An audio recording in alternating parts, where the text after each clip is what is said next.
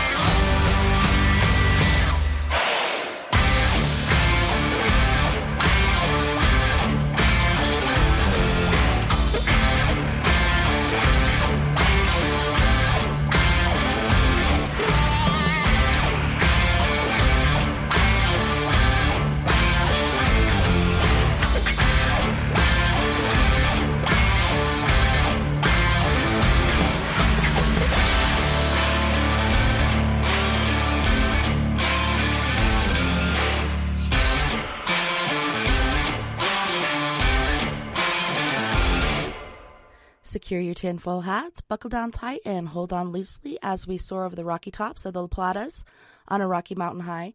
Get sucked into the vortex of the Four Corners and settle down snugly at mile marker 420 in colorful Colorado.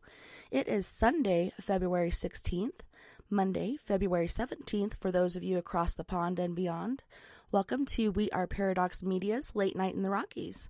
I'm so glad you guys could join us this evening, and I am your host, TessaTNT, and I'm hoping that you guys had an amazing Valentine's Day and a continued Valentine's Day weekend. Thank you again for joining us on one of our mini outlets. You can also find us on Spreaker.com, Periscope, Twitter, Spotify, Apple Podcasts, Google Podcasts, iTunes, iHeartRadio, CastBox, Tumblr, YouTube, SoundCloud, TuneIn Radio, Deezer, as well as Podcast Addict. So tonight I have a treat for all my guys and gals out there. Tonight we will be talking to and getting to know Miss Oxana Lovich and Mr. Andrei Knight. So to begin with, Oxana is a certified life coach, hypnotherapist, energy healer, and Reiki master who became interested in self-development at an early age due to tragic events in her own life. These experiences created a burning desire to find the inner peace she was missing and led her to not only traditional methods of education at Berkeley and Sussex, but also immersing herself into the teachings of Native American tribes in order to learn from generations of healers before her. She also holds certificates in Marissa Peer's Rapid Transformation Therapy, the Silva Method, and the Academy of Ancient Magic. She is also a priestess in the Temple of Isis and the Sisterhood of the Rose lineage. Andrei Knight began his meditation training over 2 decades ago, studying under martial arts legend Stephen K. Hayes, as well as his teacher, Dr. Misaki Hatsumi, in Japan. While training with Hayes, he served the Dalai Lama as a protection escort and security advisor, and was initiated into the Diamond and Lotus tradition of Tendai Mikyo, a form of esoteric tantric Buddhism. Bridging the wisdoms of both the East and the West, he holds a PhD in metaphysics and is certified as a professional life coach by Fowler Wainwright International, as well as an NLP therapist. In 2010, Andrei was inducted into the Order of the Hereditary Knights Templars of Britannia, and in 2014, he was invited to join the board of directors of the Declaration of Consciousness Movement and World Yoga Day. So together, Oxana and Andrei lead workshops and retreats both online at exotic destinations all over the world, helping people overcome their subconscious blocks and limiting beliefs in order to realize their full potential, discover their true life's purpose, and achieve their dreams. They work with people from all walks of life, from victims of rape and abuse, returning war veterans, to corporate executives, star athletes, Hollywood celebrities, and even 2 presidential candidates, as well as 3 royal families. So they have a forthcoming book, which is called Abundance, Master Your Energy, Master Your Life, and that's currently available for pre-order through Amazon. For a free video lesson showing you how to shift your state in 67 seconds, visit apexlifemastery.com/paradox. Plus, you'll find more helpful videos at youtube.com/apexlifemystery/ all those other fun things that you'll find behind it. But Andrei and Oxana, welcome so much to the show. I'm so excited to have you guys back. Oh, thank you, Tessa. Pleasure to be here. Thank you so much. It was such a pleasure to speak with you again. So how was your guys' Valentine's Day and Valentine's Day weekend? Oh, it was absolutely miraculous. I believe that Saint Valentine's Day, it should be celebrated every single day, because I believe that love is something that should be every single moment in your life, because love can heal everything, and love actually the best medicine for you to achieve enlightenment.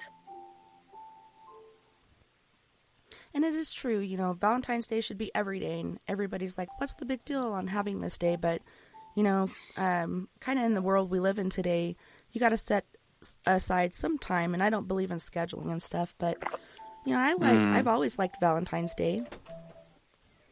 Valentine's Day is seriously my favorite holiday. And you said, is it important? Do we have time?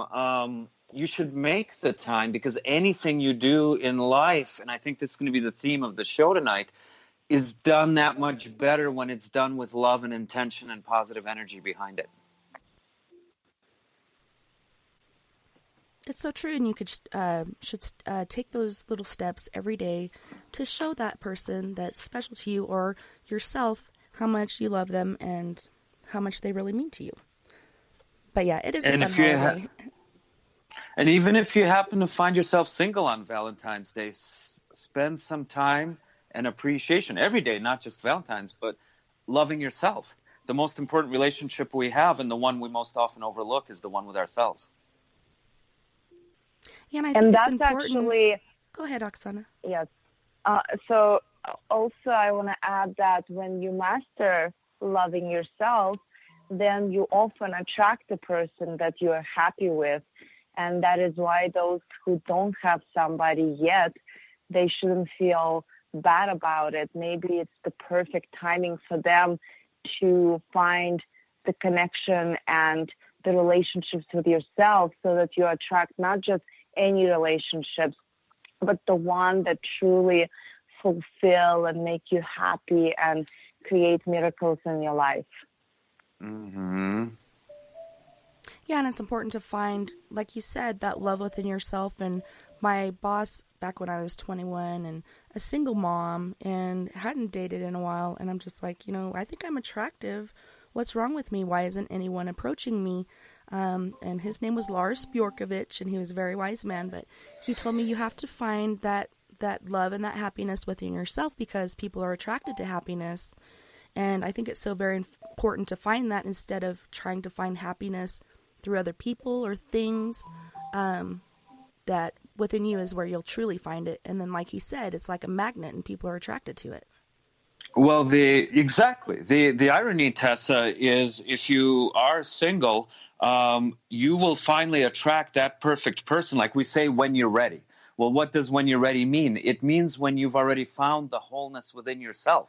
That's when you have something to offer another. If you're looking for someone to complete you because you're feeling incomplete, that quest will never end, because you're not going to find that outside of yourself. That's the irony. You have to find it within yourself, and then the perfect person comes into your life, because you're already whole. You're not trying to fill an incompleteness. Yes, and if you're looking for something to make you happy outwardly, you're always going to be disappointed. So better to find it within you. So I did read your guys' bio, but Oxana, can you tell our listeners a bit more about you and the things you've learned that have brought you to this point in your life?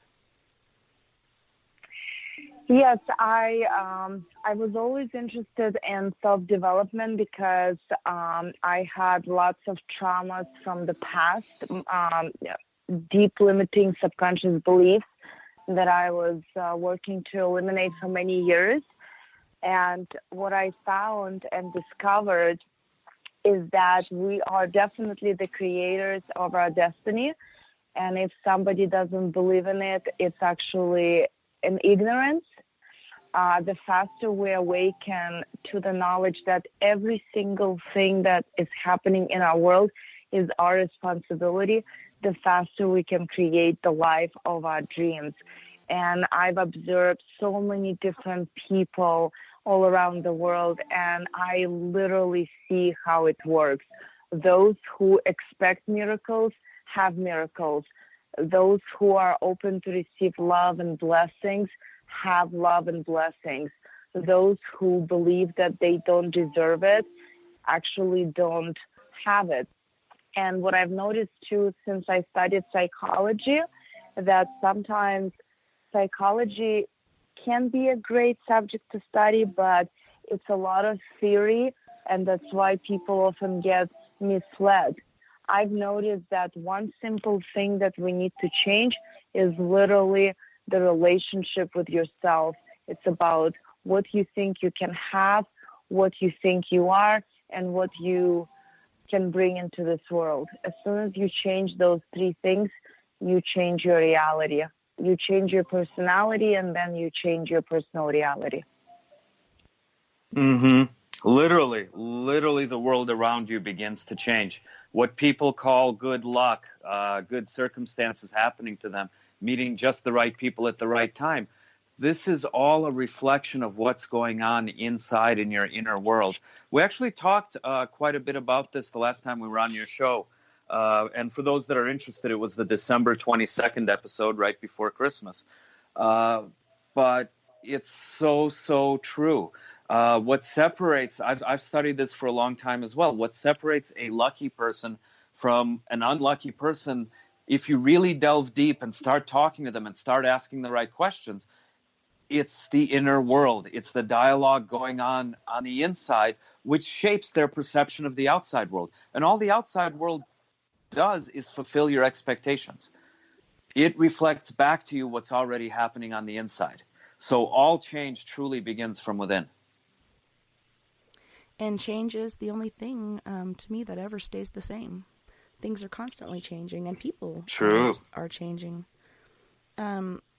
So, Andrei, you have an amazing background as well, working with the Dalai Lama. That's amazing to me, like, to have that experience. What made you go down the path that you did, and are you happy with the decisions you made? It was truly an amazing experience, and here this goes right along with what we've been saying. It fell into my lap. I wasn't lucky enough to get hired by the Dalai Lama. It was my teacher. My teacher just happened to be in a position to bring along a few of his students on the detail. So being in the right place at the right time. What started me on that path, I didn't even know really that I was interested in Buddhism at the time, and nor can I really call myself a Buddhist now. It was a step at the right time. But I set out looking for the Jedi. That was really my thing. I saw Star Wars as a kid. I felt there had to be more to it than just fiction. And I've spent my whole life trying to find and learn from the real-life Jedi. So my quest began with martial arts. And that's what led me to some of the spiritual traditions of the East. And yeah, after you spend a few days following the Dalai Lama around, believe me, I was much more interested in the spiritual aspects than I was like the fighting and all the macho aspects by that point. So it was the right thing at the right time. And the other part of your question, would I do anything differently? Absolutely not. And here's the funny thing. There were times where I felt like I was being pulled along randomly. There were times where I felt like I was being pulled in the opposite direction, what we would call a setback, or I viewed it at the time as a distraction, a delay. But yet all of the steps work together to lead me to where I am now, doing what I'm doing now, and I wouldn't change a thing of it. If destiny, if you will, I'm doing exactly what I feel I was put on this earth to do. And I wouldn't change places with anyone, but I wouldn't have gotten here if it wasn't for all the steps, including the ones I thought at the time were setbacks or distractions. That's the beauty of it. Yeah, I believe that everything happens for a reason. Instead of thinking of certain things as mistakes, they're actually learning experiences, and it brings us to who we are today. And like you said, you have the good and the bad, but to change that would put you on a totally different path. Mm-hmm. Yes. Exactly. And it's also your decision. When people tell me, well, mistakes happen for a reason, right? I also believe that it's a good thing to say, but also at one point you should realize you made one mistake, that's okay. But the next time you should also learn not to repeat the same mistakes. Because I've also met people who constantly make mistakes and wrong choices. I believe that even the wrong choices is a decision that you make. Because sometimes making a decision into something that is good for you may be uncomfortable. But guess what? I believe that sometimes the progress and good things are stepping into the uncomfortable, sometimes saying no to yourself to certain things, or eliminating certain things that may really feel like nice things in your life. So I believe that it's your responsibility to make the right choices and eliminate mistakes. Certain mistakes, of course, they are there to serve, but don't think that you should have mistakes to awaken and to have an enlightenment, enlightenment. It's your choice how to get it. You can also get it through no mistakes path. Yeah, and like you said, it's important to learn from it. Therefore, it's a lesson and not a mistake. And quit repeating that, act like your mama raised you right. But tonight we are giving our listeners a little taste of Tantra. And I'm very excited because I'm kind of ignorant to the whole process. The only thing I know about it is Sting practices it, and like I said, it's quite the process. Where exactly did Tantra begin? For us, or in general as a practice? In general as a practice, where does it come from? Where is it derived from? And where are its roots? Traditionally, if you look up Tantra, it'll mention that it comes from India, around the same time as yoga was being born, and a lot of these more energy-based practices. However, in my own research, and you pronounced it really well, by the way, Tandai Mikyo Buddhism, the way it differentiates from other forms of Buddhism, I didn't know this till I looked up what Wikipedia had to say about it years later. They didn't even have Wikipedia when I started practicing it. But Wikipedia defines it as an esoteric tantric form of Buddhism. That's the Tandai Mikyo. It's esoteric and it's tantric. And I didn't know that at the time. So there's evidence of it coming also from the East. And Oxana and I, when we started comparing notes, what she learned in her order, the Sisterhood of the Rose, and what I learned studying with the Templars, both traditions point back, and they have intertwined roots, it turns out. They point back to Egypt. And a lot of their teachings are exactly tantric in nature. So where does it originate? Kind of all those places. Which came first? It's hard to tell. It seems to have sprung up more or less simultaneously. I mean, Egypt is the older of the three cultures, but we don't know at what point of the Egyptian timeline it really appeared. But it's the study of your own energy. Here in the West, if you say Tantra, immediately the word sex comes to mind. Everybody associates it with being a sexual practice. It is actually an energetic practice. It's the study of how to feel your own energy more and how to move it around. You can see where it would have connections to sexuality. But to say that it's only a sexual practice, I would say would be limiting it to about 3% of everything it encompasses and can help you with.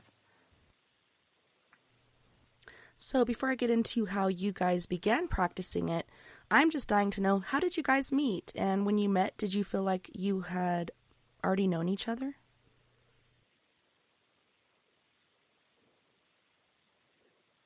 Oksana, I'll let you take that one. Yes.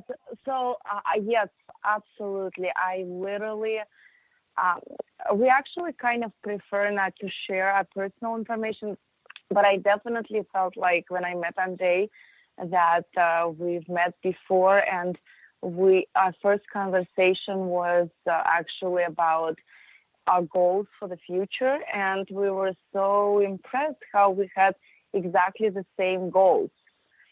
It's probably the first person I've ever met who was more interested in shifting the consciousness of the world than in his own life, because he understood that his own life was connected with the consciousness of the world. So I was impressed by our similar thinking. We think and feel similarly, and even though we studied completely different practices, at the same time we know the same things. And also it feels like what Andrei knows, I know in a different way, so kind of we complete the puzzle, two pieces of the same puzzle. Mm-hmm. I would agree. Definitely the past life connection was there. And historically, the Sisterhood of the Rose and the Knights Templars have been intertwined. So it would only make sense that part of each other's past we really didn't share right away. But when we were comfortable enough with each other to share that, it was kind of like, well, yeah, of course.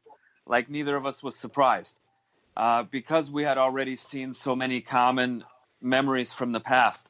The thing is, my theory, like if you remember the Da Vinci Code, when they talk about the Templar Knights, they talk about how it's all about tracing bloodlines throughout history and through generation. That's one of the main things the Templars occupy themselves with. Well, I believe there's a reason for that, because some of these skills might take more than a lifetime to master, or at least back then it took more than a lifetime to master. I believe energy is speeding up, and all of us, the rate at which we make progress is speeding up as well.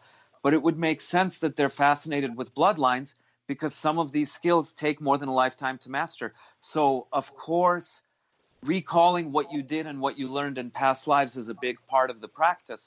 And it's not something you necessarily set out to do. Once you start working with your energy, that information naturally becomes available to you. In other words, it's not something supernatural. It's not something only a handful of people can do. Everybody can learn to do it, but you have to learn the exercises and you have to practice the exercises. But once you start working with this stuff, all of these other doors start opening up naturally for you. So when it comes to Tantra, did you guys know of it before you had met, or is this something that you guys set forth and learned together? Tantra, Andrei was studying Tantra all his life. I mean, not all his life, but like he started a long time ago. And I knew about Tantra, but I was never studying it, though I was always connected to my sexuality. And at one point I was actually suppressed because I was too sexual when I was young. And I was rejected by my family because of that, because they felt like I was too much. And that's why I believe that I kind of created a block in me. Plus, I came from Russia, where it's not, at that time, it was not okay to express yourself to the fullest for some women. So I kind of believe that meeting Andrei was the next level into self-discovery, because when he gave me a book, he gave me one of the most amazing books ever. I I didn't even read the book yet. I didn't even open it. I already knew who I was again. So I would say meeting Andrei helped me to not learn something new, but awaken to what I already was, to awaken to the knowledge that was in me but was simply sleeping. Exactly. Like you say, you discovered it later on, but actually you were practicing it your whole life, Oxana. That's why your family and your peers viewed you as too sexual. You had an abundance of an energy. You were practicing Tantra. You just didn't even know there was a name for such a thing. And it was much the same for me when I was growing up. When I first discovered, when my sexuality came online and I started feeling sexual energy coursing through my body, like, okay, little boy growing up, my friends showed me porn. And when they showed me porn, it was almost a letdown. Like, no, that's not it. What I'm feeling inside is like so much grander. There's more to this than just this, what you're showing me on the screen. Like, it was an innate knowing before I even started reading books about it and learning about it formally. So it was, you just didn't, your body, your essence did it naturally. It was just later that you learned there was a word for such a thing. That's what people interpret as being too sexual, quote unquote. It's too much of an energy, and I wouldn't even say too much. It's an abundance of energy flowing through your body is what it is, that people interpret as being sexual or aroused or too sexual. The thing is, ancient cultures knew that this energy can be harnessed and it can be used for healing of yourself and others, for accelerating your spiritual journey, for tapping into that infinite wellspring of knowledge that we all have access to. Even geniuses like Tesla. Tesla said his mind was a receiver. The knowledge didn't come from him. He received it. So all of us can tap into this. Tantra is just the fastest way for getting there. But yeah, how Oxana and I met was literally, we were both speaking at a expo at a conference, and she saw what I was speaking about, and she said, well, I have some blocks, and maybe you're the right person to help me with this. And I said, here, read this book. But that's just it. It was already within you, and that's part of what I have a gift for sensing. Like, you thought you needed help in this area. You just needed the door opened. You have actually been the reason you're so powerful is you have been doing this for several lifetimes. It was just the one little piece that was missing to connect the dots, and now you've got access to lifetimes of experience. For my part, I didn't have to do very much. This is a multi-lifetime tantric goddess and high priestess, so she had the power there.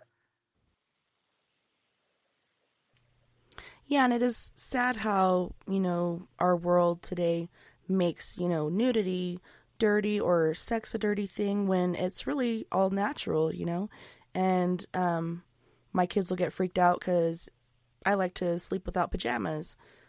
Ooh, Mom, that's weird. Well, we're all born this way, so what's so weird about it? It's just kind of the way that our world has kind of warped our vision of who we really are and what we are. But it's also because the way nudity, the way sexuality is shown, it's a very distorted way. For example, there is such a difference when a woman is connected to her sexuality, connected to her goddess self, and when she's has her nude photo or photo in a swimming suit, her connecting with her inner power, it's completely different than what we see right now on Instagram, girls just showing their bodies without understanding the energy. It's just so different. That's why I would say the world is not yet fully understanding the difference, whether it's beauty and divinity and whether it's beauty in that, undivine, slutty self, because every woman is divine. It's just not every woman is awakened to that consciousness to portray herself that way and to feel that. Because when she connects to herself, oh wow, she's going to be so beautiful no matter what appearance she has. because the power and beauty is never outside. It's inside. It's so true. And it's strange, like, even in schools. So I was having a discussion with my teenager daughter and niece the other day about dress code.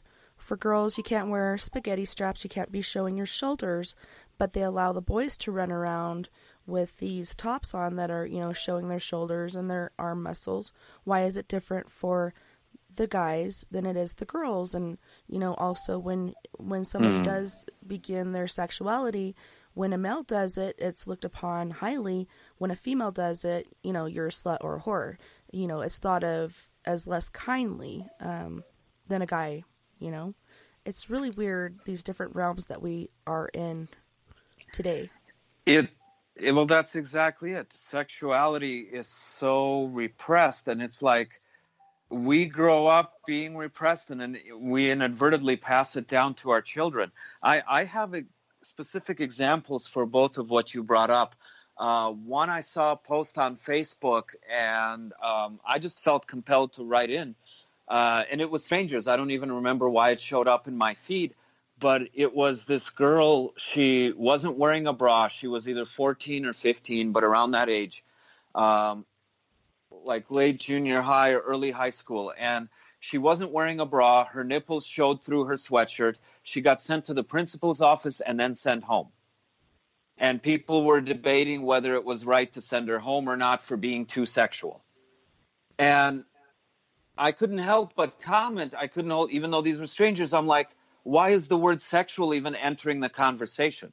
That's the real problem. A 14, 15-year-old, her nipples are showing while she's in school. The focus should be on keeping her in class so she could learn, not on her nipples, and certainly not sexualizing them. If you're deciding whether she's being too sexual or not, you've already crossed that line because you're thinking it's sexual. I'm thinking a 14-year-old girl sitting in class minding her own business trying to learn. You see what I mean? Why does sexual have to be connected to nipples? That already shows our programming. You see, we have this knee-jerk reaction, and it's pure programming. And then, and therein lies the problem. Like you said, you're wearing your pajamas, and your kids go, "Oh, that's weird." There shouldn't be the weird in the first place. It's the human body in its natural form. Let's start where that weird is attached to, and let's look at why we have that judgment. Why is it bringing it up in the first place? If you're triggered, if you're having that judgment, I think people, and this is why I'm glad we're doing this tonight, people just need to have open conversations without judgment, without shame. And the more we have open conversations, the more maybe we can start to get to the heart of where are these triggers coming from. For some, it might be parents. For some, it might be religion, but let's ask, where is it coming from, and is it founded or not? That's how I think some of this change starts to happen. Well, and I like the word that you used, programming, because that's exactly what it is. Mm-hmm. Yes, it's the programming, because truly when children are born, some parents don't even allow to use names for their pussy or vagina. They think that there is something wrong with that word, and they create names for it. So children from an early childhood, they start feeling ashamed about their organs, even though there is no difference between your face and your hair and your vagina. It's as sacred as any part of you. And then people also start shaming you about having sex. For example, we would not be discussing it in public. I mean, you shouldn't discuss it in public anyway, because it's an intimate subject. Like, you shouldn't tell everybody what you don't want to say. But if you would like to discuss, there is nothing wrong with this. But as soon as people start talking about sex or their sexual organs, they start feeling shame. And why is it? It's because of a programming of our population. Because we are definitely programmed. Because when we are born, we don't have that shame.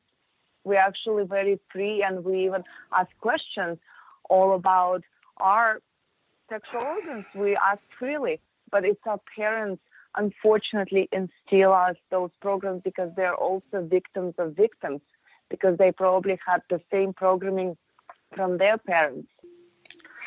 And that's exactly what happens. Yeah, we, instead of calling things by their name, we say down there. Like that Bardi part is bad, like there's something dirty surrounding it, like we can't even mention its name. So, okay, so that's bad, that's down there. And then as you start getting older, you start feeling certain tingling, certain energies starting down there, right? So you associate that feeling with something to be ashamed of. And it creates this whole duality that, I mean, it affects our self-image, our self-confidence, everything, like through the rest of our lives, really. It's like anytime you feel empowered in any way, you automatically attach shame to it. The meek shall inherit the earth, right? It's like feeling any sort of greatness about yourself is a bad thing. And this is really kind of how it starts. And we even attach the word sin to it. When really, if you look at the origin of the word sin, it comes to us from archery. Sin means to miss the target.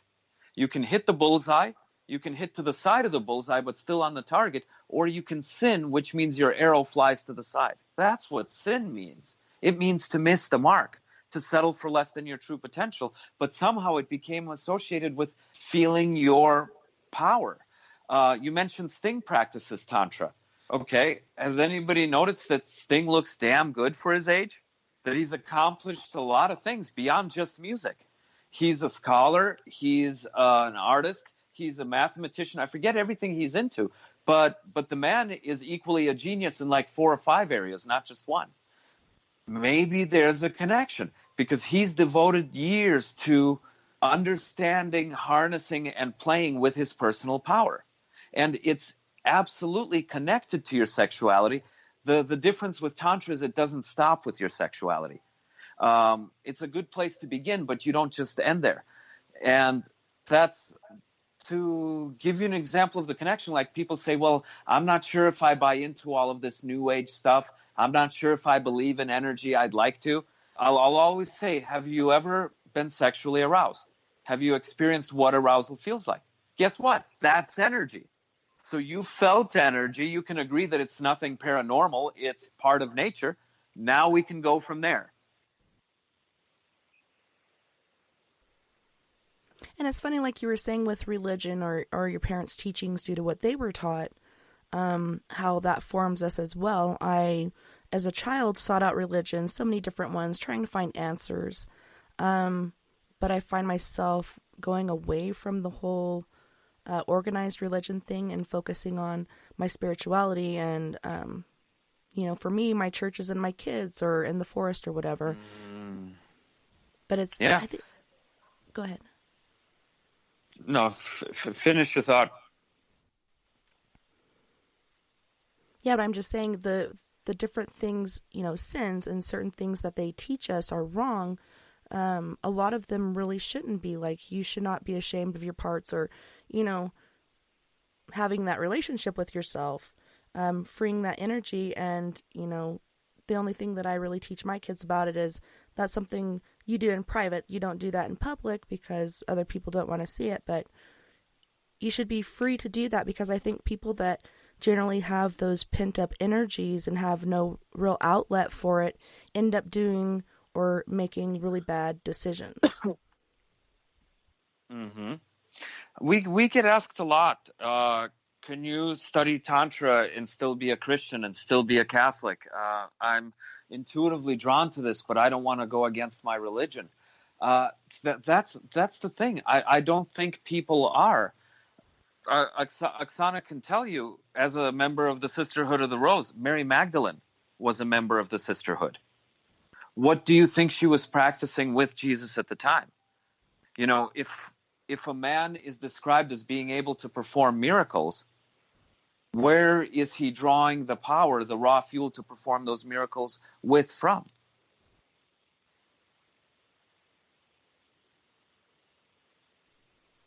And it just really makes me wonder, like, what's behind it? Why do they make these certain rules for people and, basically making people unhappy, The priesthood felt the shame. The priesthood that followed later felt the shame and said, no, this can't be right. Let's write a cleaner version of it.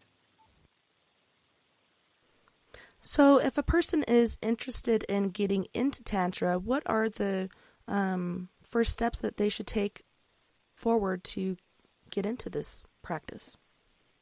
First of all, people should realize that Tantra is the way of living. And I would say that when you are studying Tantra, you start studying meditation and you start realizing that all is one, that you are energy, you consist of energy, and when you learn to master your energy, you master your life. Because some people say, oh, Tantra, now I'm going to have a boyfriend and I'm going to start studying Tantra.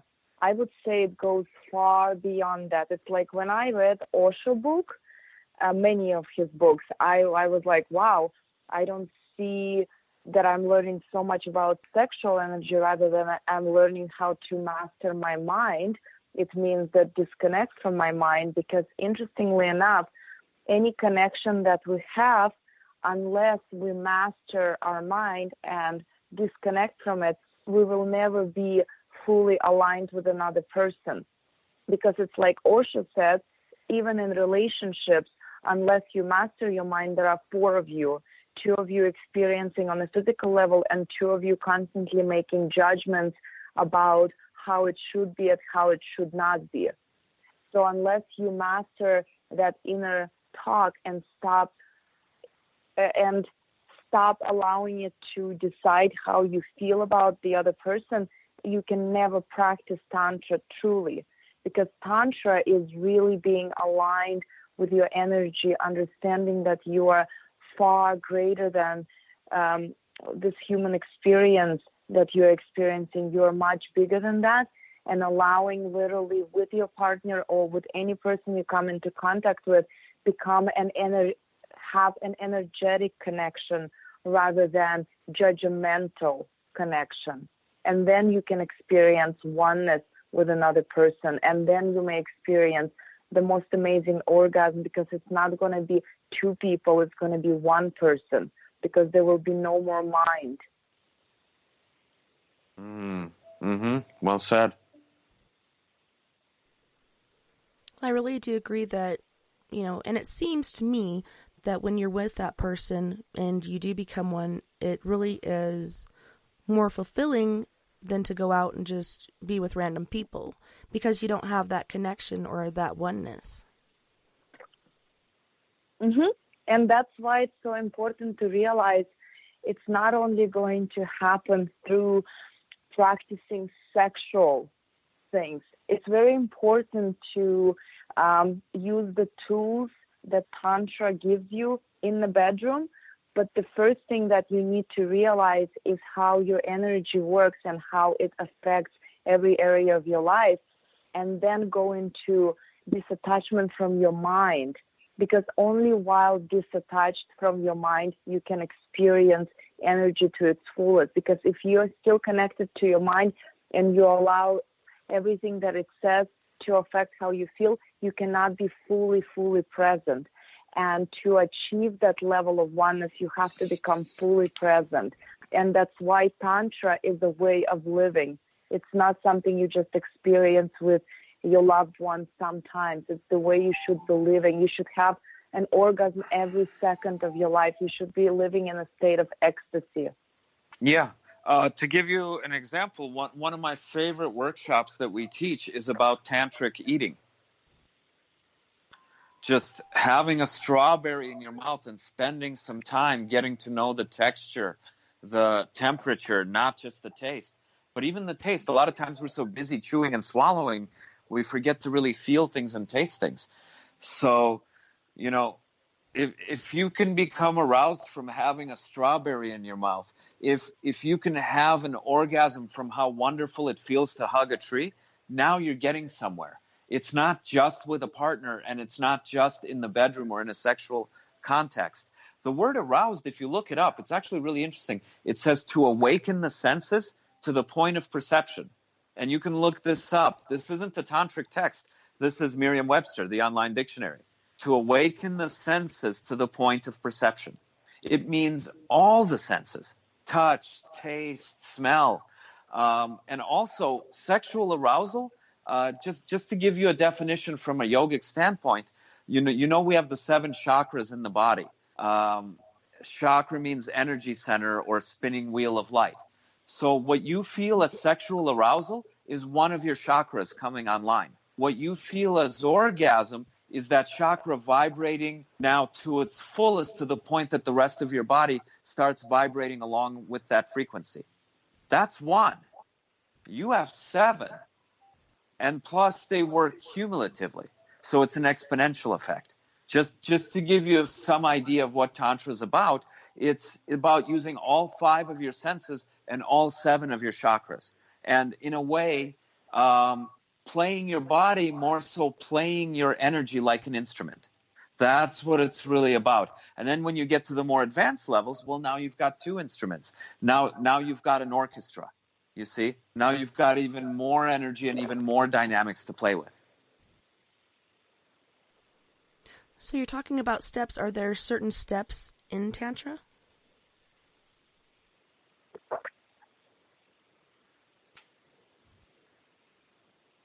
Oxana, do you want to take that or should I? Can you repeat the question, please? I keep hearing the phrase steps, in Tantra. Are there certain steps that you take to get to higher and higher levels? I believe that life is about taking constant steps. It's a step forward, and what we actually meant is Tantra is not about just sexual practice. It's about literally going into your energy and realizing that you are energy. Then you learn how to move it. So it's the actual physical practice. When you feel it, you learn how to move that energy. When you learn how to move that energy, you will also realize that you create with the same energy. It's literally physics. Like attracts like, right? So when you learn how to move that energy, you can move the energy that doesn't serve you, and you can fill it with an energy that serves you. And often it can be actually done through sexual practices, because the reason why Tantra is also so powerful, because living in this busy world where there are so many distractions, we literally, I would say 70% of people are never present. Maybe only when they go to sleep and when they're tired, or somewhere in the shower or during massage. However, while you're having an orgasm, every single person is fully present. Every single person, because you cannot possibly have a powerful orgasm and have 150 thoughts in your mind. That's why we all kind of love sex, because it really brings us to where it's very hard to even get with drugs sometimes. And that is the most important time also to move your energy, to cleanse your energy, to remove blocks. It's of course a practice, and it should be taught in a one-on-one or a seminar or workshop where we actually show it in a video. What I mean is like where to shift that energy, how to send that energy to a different chakra. You not necessarily have to have an orgasm while teaching that, but what I mean, it's more or less, it's the information for the workshop or the class rather than podcast, but it's a very powerful practice. The next step is to disconnect from your mind, because as we mentioned before, the reason why we cannot connect to our divine self is because we are listening to our mind. We listen to every thought that the mind says. And while doing that, you can never be fully present. In other words, be connected to your energy. And therefore, you cannot achieve that state of oneness. So, of course, there are steps, because there are tantric exercises that you can start practicing. But before you achieve that oneness with life, oneness with your partner, I do believe there are multiple steps, not only 3 steps. And that's why we created 7 steps of full life transformation. Because what we realized too, when you master your sexual energy, for example, but you don't master your intuition, your instrument is still not playing the best music it can play. It's like a guitar, right? If one string is out of tune, the whole instrument is not sounding as beautiful as it could be. That is why I believe everything in life, to achieve the state of enlightenment and peace and gratitude every moment, there are several steps. And when you follow each step after another, you achieve that mastery. And the reason why I've noticed a lot of workshops don't work is because some of the workshops just concentrate on one area or another. Or even in Tantra, they would say, today we're going to teach to do these exercises so you have amazing sex life, right? But they don't teach you a most profound tool. You can never have that oneness unless you master your crown, unless you literally become one with everything in this world and disattach from your mind. It's all very much connected. That's why 7 steps of full life transformation, I think, truly is the fastest way to achieve that state. Some beginning steps your listeners can take right now to see if this is a path that you're drawn to. Like Oxana said, it's really practicing presence is where it begins. So don't put a single thing in your mouth. We eat 3 meals a day plus who knows how many snacks. Don't put a single thing in your mouth without taking the time to fully taste it and fully know it. When you wake up in the morning, instead of reaching for your phone, which hopefully is in airplane mode as it's laying next to your head, but before reaching for the phone first thing in the morning, before you even open your eyes, just lay and practice presence. Can you see the room around you without even opening your eyes? Can you hear the sounds in your room? Can you determine what's happening in your room just by the sounds without opening your eyes? Can you determine what's happening in the next room? Can you reach a little further and determine what's happening outside? Practice feeling your senses and stretching them out. Simple exercises like this go a long way. Like Oxana mentioned, there are techniques, there are specific steps you can learn. But before even getting to those, if you practice presence, you will get that much more out of everything else that comes after. Yes, don't ever forget to take deep breaths. As Edgar Tolle said, you cannot possibly think and breathe, but we are such shallow breathers that we don't even know what a good breath is. Good breath should sound like an ocean. You should be able to hear your breath, and every time you take a breath, just realize that I am here, I am now, and I'm much more than my life circumstances. Look at the sky, look at the earth, and realize that I'm part of this magnificent, miraculous creation. Wow. And like you said, we breathe too shallow, and a lot of times I'll catch myself not breathing at all and wonder, well, why did I do that? Is it some sort of blockage, or I'm not sure why exactly I do that. A lot of people do that. When I'm teaching a meditation class, a few times during the class, I'll remind people, keep breathing, because people just stop. It's almost like you tell people to focus and their breath freezes like a deer caught in headlights. When actually, if you keep your breath moving, you reach more intense states of focus and presence. A good exercise to practice as you're breathing, move your awareness through your body up and down your spine along with your breath. So follow your breath in through your nose and down your spine as you're inhaling, and see how deep you can take it. Down to the bottom of your stomach. Osho actually says the perfect breath tickles the genitals on its way down. So that's how deep you should be breathing. And then follow it back up as you exhale. That's an interesting take on that. Well, we do have to go to our first break. And on this break, we will be listening to Tracy Cruz, who is from the Oakland, California area.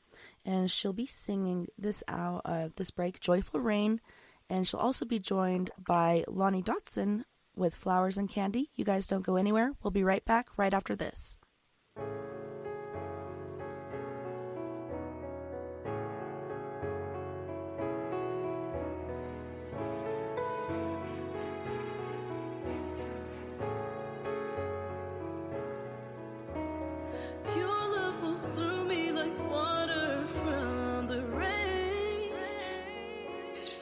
Right through. You've cleansed my soul and washed away all the pain. You wash every part. Your love lifts higher than all of the stars in the sky. So high. I may not wish on you to be by my side. You loving me, I feel like flying. You loving me, I feel like crying. Tears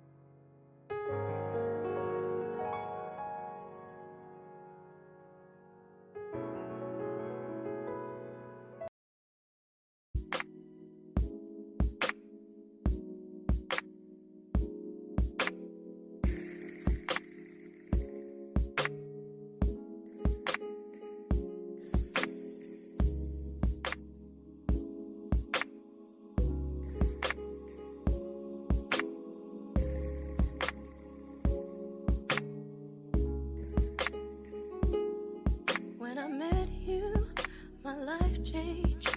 Your love rained all over me. It was blissful, so special, essential. Life poetry, true beauty. We created, we made it. Reality, pure affection with expression. Our connection was meant to be. You make me feel so good inside, like therapy for my mind. You make me feel so good inside. It was like flowers and candy, understanding how you're standing really must be love. I'm talking true, I'm talking real, and I felt it in my heart. It was like flowers and candy, understanding how you're standing really must be love. I'm talking true, I'm talking real, and I felt it in my heart and soul. You make me feel so good inside. You make me feel so good inside.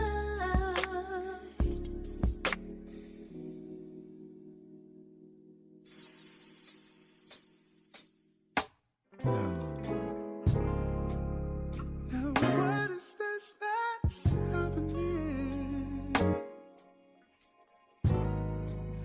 I don't even know you anymore.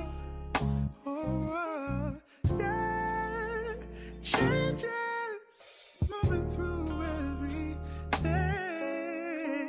Yeah, and I don't even know what we're fighting for.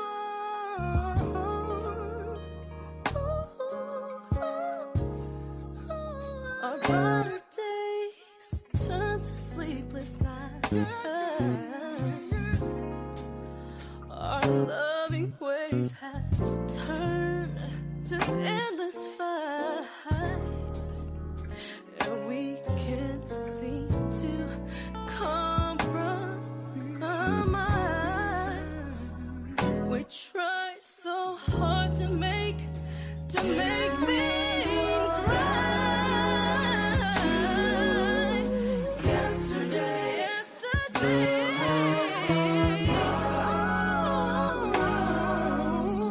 we'll erase all some can't be turned back.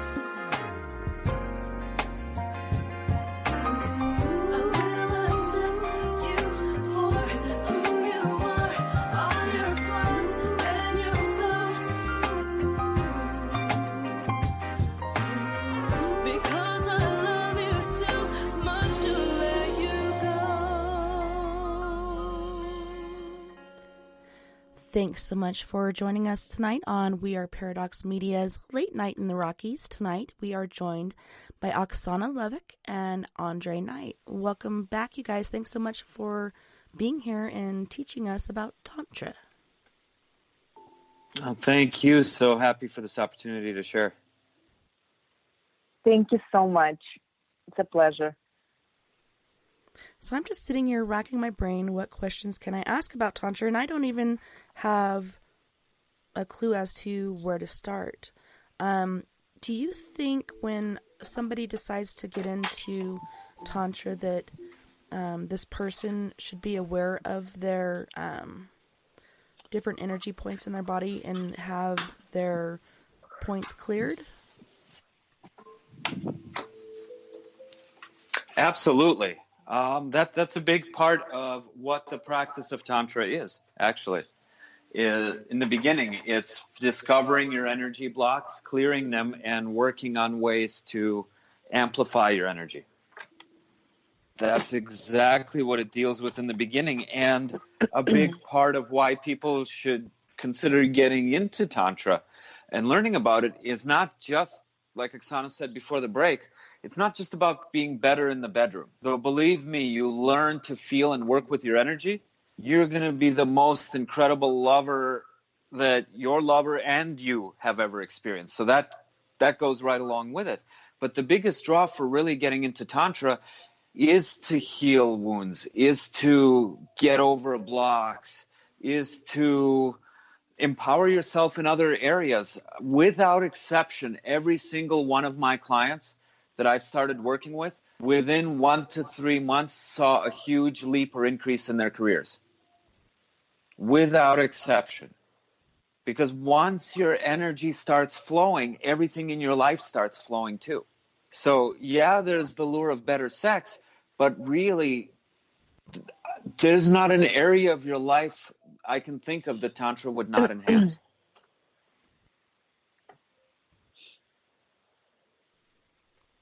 Did you have anything to add to that, Oxana? Like, how would a person go through clearing their chakras and having that all flowing to where this energy is able to flow freely and you don't have any blockages? It's a conscious decision again. It's you become what you do on a consistent basis. Some people say, you know what, I'm going to start practicing Tantra and meditation for 10 minutes a day, and then the whole day they live their life from old patterns, so allowing themselves to feel stress, to feel anger, to feel pain, to feel different emotions. I believe that the actual energy cleanse will start, yes, with meditation, but it was also with your conscious choice to transform your life. For example, if you've been negative your whole life, you start with meditation, you realize what is it like to be positive. You've experienced new reality, no mind reality, when you don't feel affected by your thoughts, right? But then when your mind starts saying those thoughts, like start criticizing or judging others or diminishing others or yourself, you say to yourself, that's not me. That's who I was. So it's about meditating. It's about doing cleansing ceremonies, but it's also about the choices you make in everyday living. It's about literally becoming the director and the master of your destiny rather than allowing it to experience in a time of meditation and different rituals and ceremonies, as well as tantric practices. Again, because Tantra is the way of living. It's not something you practice for a few hours a day or for a few minutes a day. It's the state from which you start living your life from. I can give you a practical example of the choice that Oxana is talking about. A rape victim. And this comes up in tantric circles quite a bit because a lot of people turn to Tantra as a way of healing from those negative experiences. And something so traumatic and so tragic happens, particularly with women, because it's internal. You completely feel violated. It's very easy to associate that feeling of violation and pain with anything having to do with your vagina.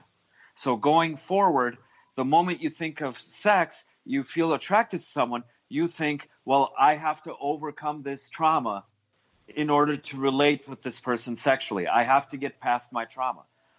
Or you can choose for that not to be your story anymore. Okay? You can instead choose, instead of viewing, then it's like you either overcome the trauma or not, but you still attach the trauma to the feeling. And instead, you could think, okay, I've experienced the painful negative part of this. There's a whole spectrum of positivity to explore as well. This is a positive feeling I'm feeling. It's not a negative feeling to overcome. You see the difference? This is a positive feeling I'm feeling, and I want to explore it further. And it's literally a choice. Nobody can change the past. Nobody can change what happened to you, but you can choose to still let it affect you, to still maintain that connection to it. You see, Yeah. and I'm not saying that it's as easy as, oh, you just forget about it and you go on with your life. Of course, it's not easy, but it starts with a choice. It absolutely starts with a choice. Well, yeah, and I've said that That's what we're to, saying. friends of mine because I've been through abuse as a child and then through rape as an adult. Okay. But you choose Oh. not to be the victim anymore, and that is most empowering, to be able to move past that and not let that define you, and to choose to have a better life. Because to be a victim, for me, I don't like that role. So I like it best to overcome that and empower myself and not be the victim anymore. And it's a choice you have to make for yourself. No one can make it for you. When people go to therapy following events like this, the reason the therapy sometimes doesn't succeed is because they're looking for the therapist to do all the healing for them. And it's not at all a passive thing. It really starts with you and with making that choice, which is what can make it so difficult sometimes. That's understandable. And it's funny how, some women will go one direction and, kind of shut all that sexuality down and not have that really a part of their life. And then other women will go the other direction and be quite promiscuous. Mm-hmm. So it's important, I think, to get that counseling. And, there's no shame in asking for help and learning to deal with different things like that. But even when you have somebody in your life die, you get that guilt complex going on. It's not your fault that this happened to you. It's the fault of that person that did it. But somehow you get that guilty complex. Also, it's also about, I know it's really hard to hear, but we choose our circumstances. For example, I understand that anything happens in my life at this moment point, I am completely responsible. If there are problems in the relationships, I understand that because I'm still working on myself, right? I am fully responsible. But while experiencing certain things in our childhood, I believe that we actually choose those experiences to help us to grow and evolve.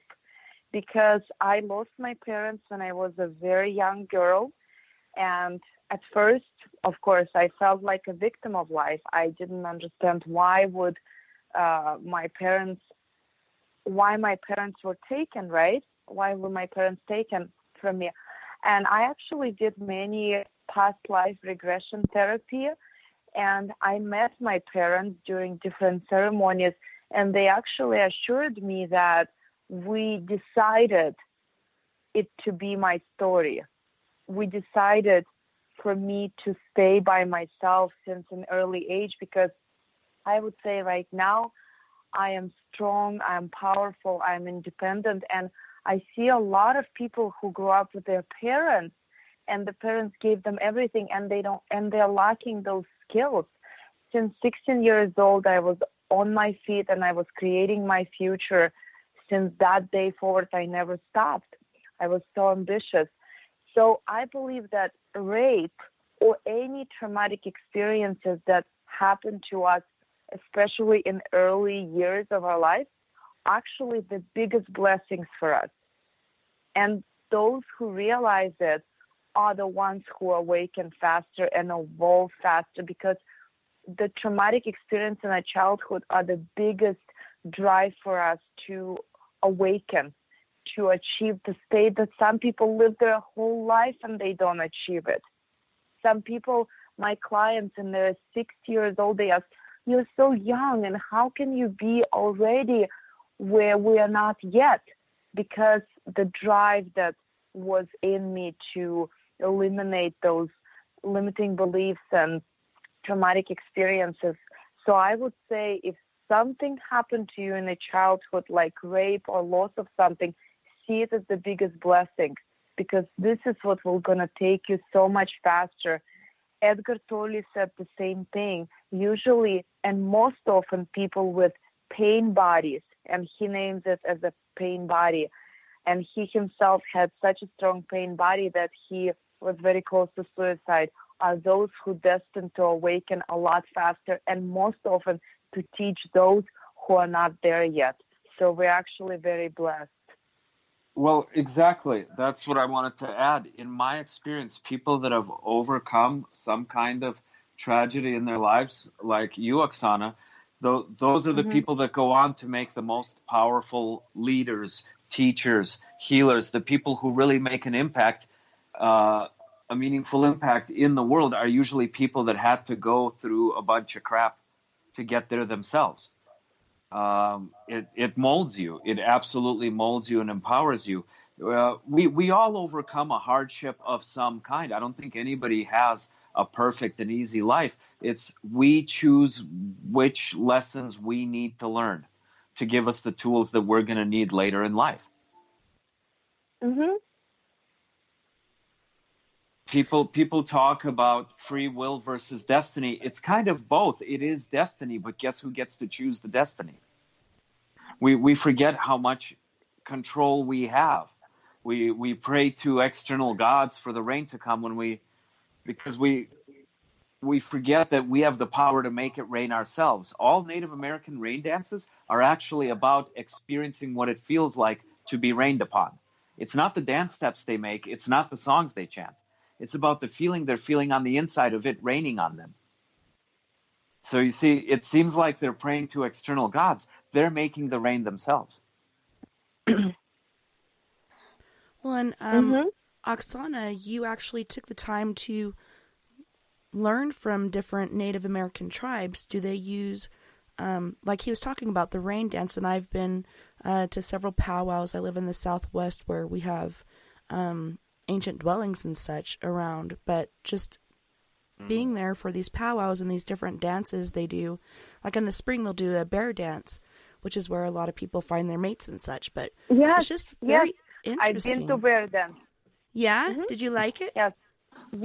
Yes, I've been to bear dance. I went to Sundance, and what I've realized that because I've had so many Native American friends, and I've attended maybe 200 sweat lodges, because at one point of my life, I was just like going to Mount Shasta nonstop. I had a friend of mine who had sweat lodge, who was trained with a Native American shaman. And what I learned again, literally, it's about connecting with life as one. Because Native Americans, if you only knew how much they honor the earth, they pray to the earth, and this Sundance ceremony is actually done to save the earth. People believe that due to our own suffering, we are releasing the suffering that we bring to the earth. By growing crops in it and things like that, they understand that sustaining us taxes the earth, so we have to give back to it on a regular basis. And with our energy, with our sweat, absolutely. And about bear dance, what I've noticed is bear dance, they actually put a bear skin on a person. There are only chosen people who do that bear dance, and they actually start roaring as a bear. And at first I thought, wow, that's very strange. And they take those people to the sweat lodge, and they say, we're going to awaken the bear within. And after that, I realized that, again, we're all one. In each person, there is everything in him or her. And to achieve the state of enlightenment, we should be more connected to the world we live in, to animals that we live with, to the trees that surround us. It's all alive. It's all in us. It's like the best teacher, she trained me for many, many years. She told me, I am in you, you are in me. Distance means nothing for us. Anytime you need to learn something, go into me and I will give you the answer. What if we're all connected like this to each other and can transform each other in this telepathic way? Animals are suffering at this moment because we are so unawakened. There are We're so disconnected. many extinct animals. Yeah, there are so many extinct animals. There are so many fish that are dying. Birds are dying. Bees are dying. It's because they're feeling us more than we're feeling them. Mm-hmm. Tantra is a way of life. It's actually right in line with exactly what the Native Americans practice too. It's about feeling your connection to everything. The word Tantra itself actually means practice. Let's start with the definitions. It means practice or technique, but Sanskrit, a lot of these older languages like Sanskrit and Aramaic, they're very mathematical languages, and they're very multi-layered languages in that their parts have meanings too, not just the wholes. So you can break Tantra into its separate parts. And Tan means something, literally it means something woven, but figuratively it's said to mean reality, the fabric of reality. Tra means to transcend or to break free from. So Tantra is techniques you practice to break free or to transcend reality. And what did Jesus teach in the Bible? Heaven is here on earth. So it's not about going somewhere like a form of escapism. It's about experiencing the reality you're in on so many more and deeper layers concurrently.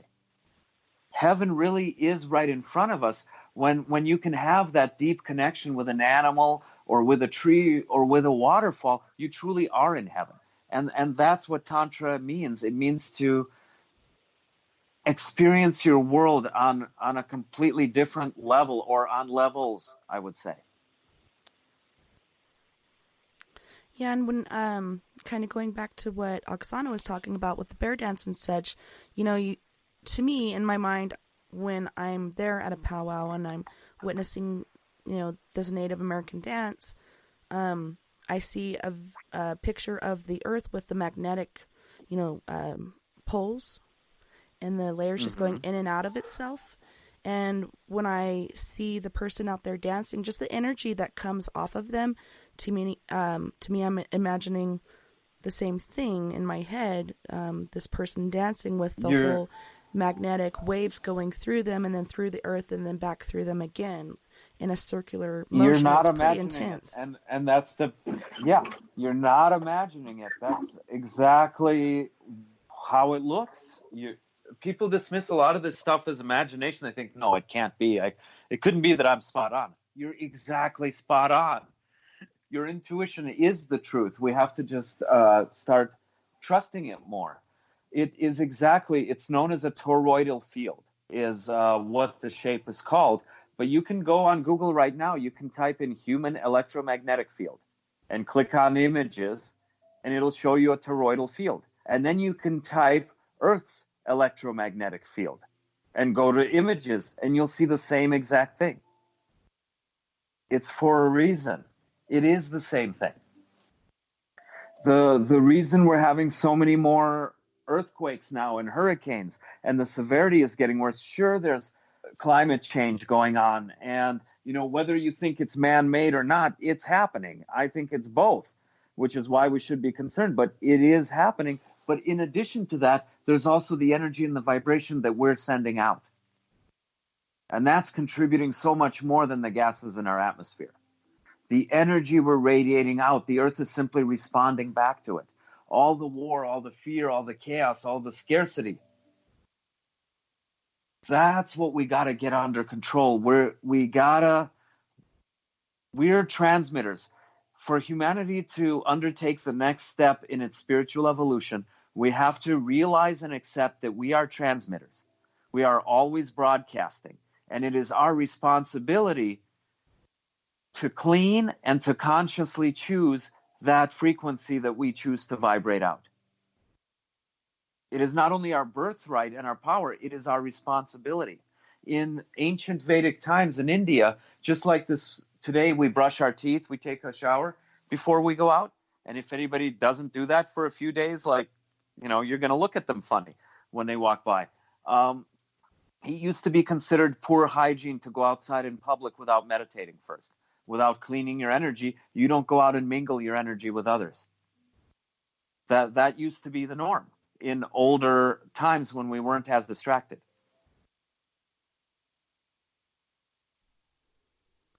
Well, and it is funny, the world we live in, and you're talking about these crazy energies that we have just like projecting from us. So with Tantra, are you trying to harness that energy and control it instead of just letting it fly freely? Exactly. It's all about consciousness. Be not just your energy, but the external world too. Once you master your internal energy, and this is why the subtitle of our book is Master Your Energy, Master Your Life. Once you master your internal energy, the outside world kind of falls into line too, and life becomes less about being knocked around by the storm and more about being able to steer the ship. And even more than steer the ship, even feeling what it feels like to have the wind in your sails pushing you, to take that analogy further. The life really shifts from a storm knocking you around to blowing into your sails. You master the inside, you master the outside as well. And that's just it. I love helping people, but really I teach Tantra because I'm out to save the world. And I believe you save the world by helping people because it's the energy we're transmitting that's gotten us to where we're at. That's where the shift starts. Well, Skywatcher was saying in the chat, he said he's never tried Tantra but had a spontaneous Kundalini awakening last year, and he said that this subject just seems to keep popping up in different groups. Do you think there's a reason for that? Absolutely. If it keeps popping up for you, any topic, not just Tantra, if that topic keeps popping up for you, pursue it. Never dismiss anything as coincidence. So if something keeps coming in front of you, it's your cue to follow that rabbit hole. This topic in particular, energy awareness, Kundalini, Skywatcher, absolutely. It's all different words for the same thing. It's energy awakening within your body and traveling up your spine from the lower chakras up to the higher chakras. That's what you experienced as a Kundalini awakening is exactly what we're talking about here. And Tantra is simply a set of techniques, and by all means not the only set of techniques, for getting people there. It happens to some people spontaneously. It happens to some people through a trigger. A lot of people say like near-death experiences will trigger their psychic abilities or their extrasensory abilities. We're all talking about the same stuff. It's something that wakes that energy within you up. And it's often symbolized by a serpent, like the medical symbol. The serpent climbing up the staff is symbolic of the same thing. Once that serpent awakens, at the base of your spine, it starts crawling up and up. And then he said, I believe I had my spontaneous KA because 5 years ago, almost died from acute alcoholic hepatitis and blood loss from a shredded lower stomach or stomatic. 5 weeks in the hospital, He said he dedicated his life to helping others, not getting to the place he was at. And he said he did much meditation and learning secular Buddhism to change his life. Then one day, boom. And then he says, laugh out loud, never heard of Kundalini? Mm-hmm. Kundalini literally means moving energy up your spine. That's literally what it means.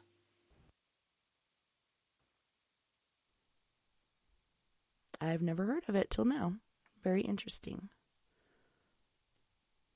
So is that to kind of awaken the mind, moving the energy up the spine? Like, what is the purpose in a person doing that?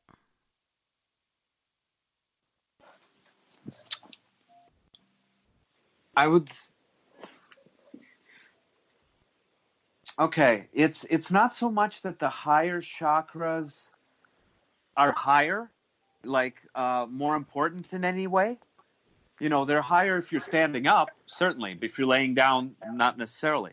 But when we say higher, we mean higher vibration.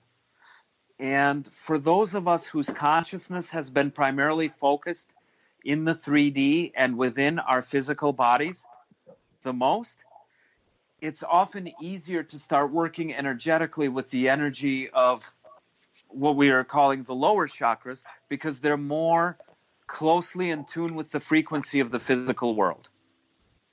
Okay? For example, the first chakra deals a lot with, and it's often symbolized by the color red. It deals a lot with physicality, survival, food, shelter, abundance, like financial abundance. Basically, survival issues is the frequency of the first chakra, which, by the way, is located outside our bodies. It's about, for most people, 6 to 12 inches below their tailbone, not where it's drawn often in the pictures. And that's part of, like, you want to talk about sexuality being repressed. The way the charts are drawn has to do a lot with what our society is going through energetically. We associated sexuality a lot with that red chakra, which is physical only, survival. And not so much the energy of the higher orange, which is what sexual energy actually is. It's more second chakra than first chakra. The first chakra is outside the body. But it often helps to start working in this area. And this is the 7-step system that Oxana was referring to earlier. It helps to start working in this area. And then you can use that energy to then start dealing with the issues surrounding the frequency of the second energetic area. And then when those two chakras are online, you can raise that energy still further up to the third chakra. So each one kind of builds upon the next to get you to the step after, okay?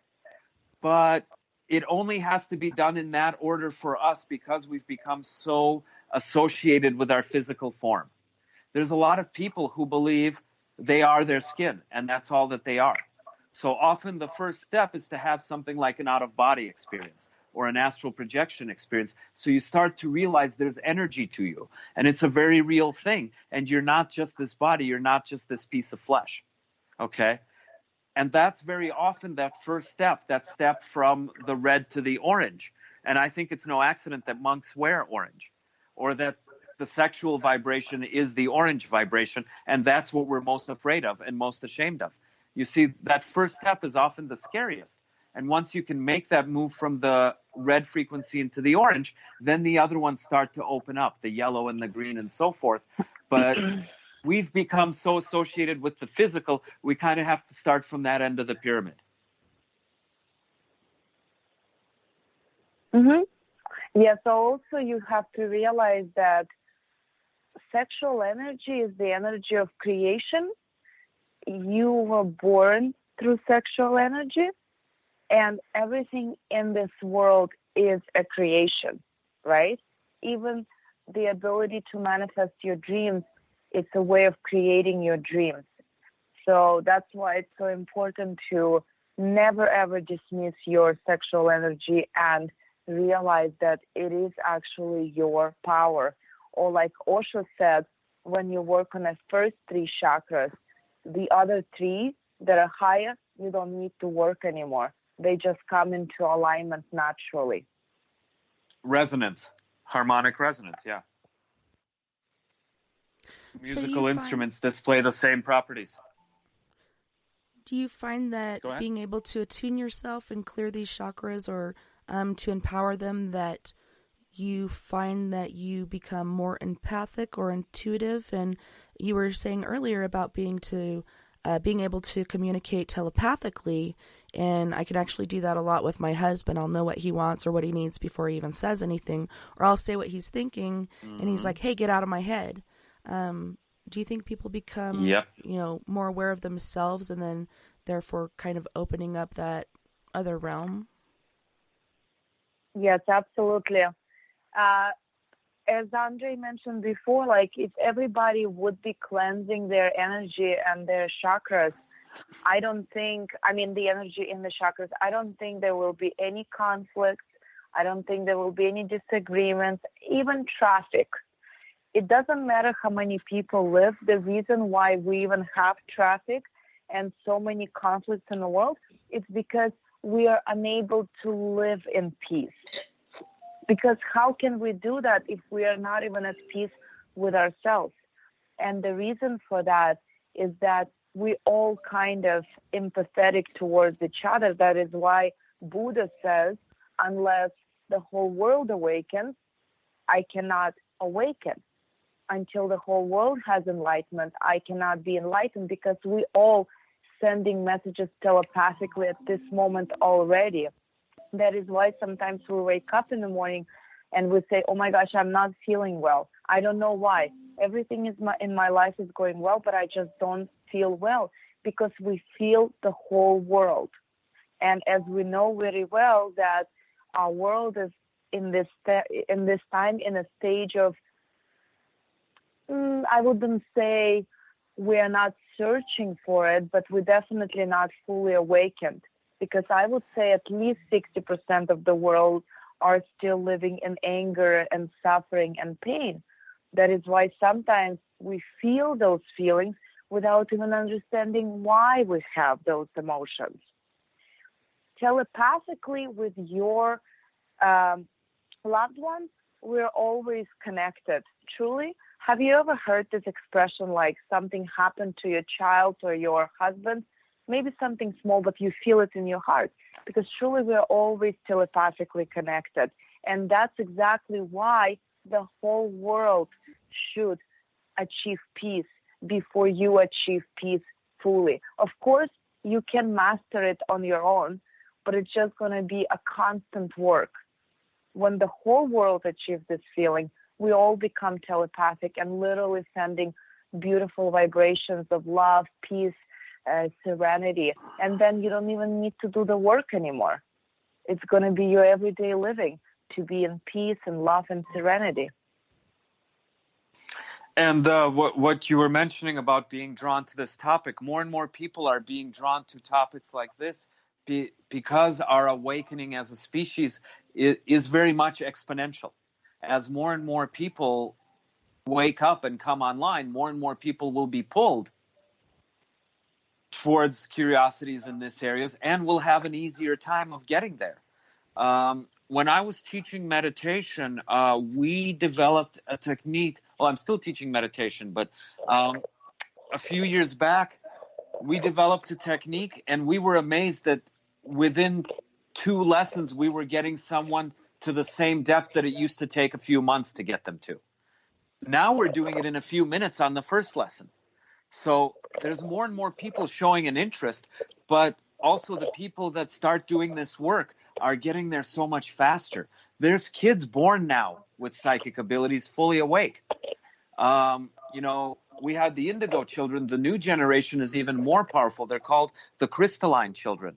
And here again, historically, Jesus Christ, where does the Christ part come from? It's not a name, it's a title. It means crystalline. It means directly connected to the crystalline consciousness. They didn't know what it was. They called it the cosmic consciousness or the crystalline consciousness, but that's where the title Christos comes from. It means you were able to directly tap in and channel that. And Sandra's saying in the There's chat kids born room, with that ability. Somehow we are all connected, and I believe we are all connected in a certain way, and a lot of times we're meant to be in each other's lives for certain reasons. Absolutely. We attract people to help us to achieve a new level. That's why I don't believe there are any coincidences. I do believe that you are in full control of your life, and if you have unpleasant coincidences more often than pleasant, then there is something to rethink about the choices you are making.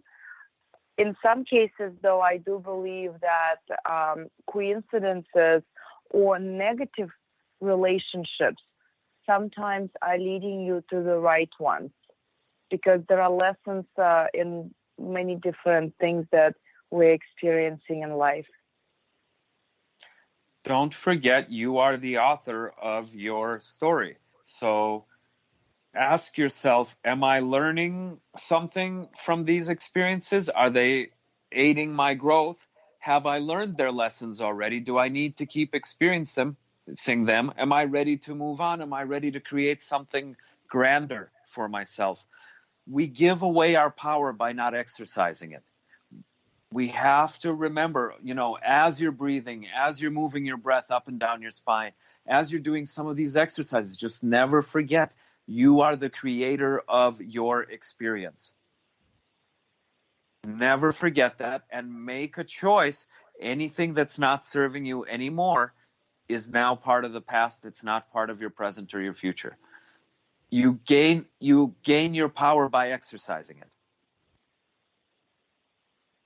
It's so true, and I do agree with the whole terminology as far as, your life is your book, and we are our own authors, so make it a good one. You make your own decisions. When my kids say, I'm bored, well, automatically I want to say, well, you're a boring person then, I can find so many ways to entertain myself, and a lot of times I don't even have to work at it because it's just kind of come naturally to me since I was a kid. But for them in this technical or, web era where everything's online and that's where they're finding most of their stimuli, it's important to put that down and, like we said before, get to know yourself and make yourself happy and entertain yourself. Don't depend on different things to do that for you or people, It's up to you. Internal, not external. Exactly. So, do you have to be a certain age in order to start this process, or do you think it's a good idea to get our kids trained in enlightening themselves and learning different things about themselves, like you said, internally and then also externally? Oh, yes, absolutely. Actually, the reason why we have so many problems in this world is because we were not brought up well. Because the child, since he was born until the age of 16, is like a sponge. He or she is completely in subconscious mind, and that's why the child forms beliefs. Imagine if you teach your child to love himself or herself. Imagine you teach a child to meditate. Imagine you teach a child to be present. Imagine you teach a child to become a positive thinker, and literally when you, like, as I mentioned before, it's about balance of non-thinking and thinking, right? But what if you teach your child not to think, and then while thinking, use your mind to create anything you want? This child is going to be a successful child at 16 or 17 or 18. He may have a corporation working for him, because a child is so receptive. If you've noticed, if you ever send your child to do dancing or martial arts, children learn really, really quickly. The adults sometimes take years to learn something that the child can learn in less than a month. And that's why the best athletes, the best dancers are usually the ones that were sent in their early childhood. The same is with your mind, the same is with meditation skills, the same with tantric skills, the same with self-love. If you educate a child, the child will become unstoppable force and will be an example for many others how to live their life. And specifically topics like Tantra, when should you get them started? I would say it's different for everybody. It's when they naturally show an interest. Some people mature earlier, some people mature later. When their bodies signal them, they will start asking questions. As parents, we shouldn't be ashamed or afraid to have conversations. When a question is asked, it should be answered thoroughly. We don't need to tell stories about birds and bees. We should tell people how their bodies work. And I understandably want to keep your child safe. You don't want them to end up pregnant or with a disease at an early age, but you keep them safer not through a lack of information, but through information. you know um gee you know Safe sex, your body is only fertile during certain days of your cycle too. That would be very helpful information to pass on instead of total avoidance. People are thrust into adolescence with a bare minimum understanding of their bodies at best. If I think back to what was and wasn't covered in my teenage sex ed class, we're really thrown into it really naively. Well, yeah, and like you said, Yes, they want to. I'd rather.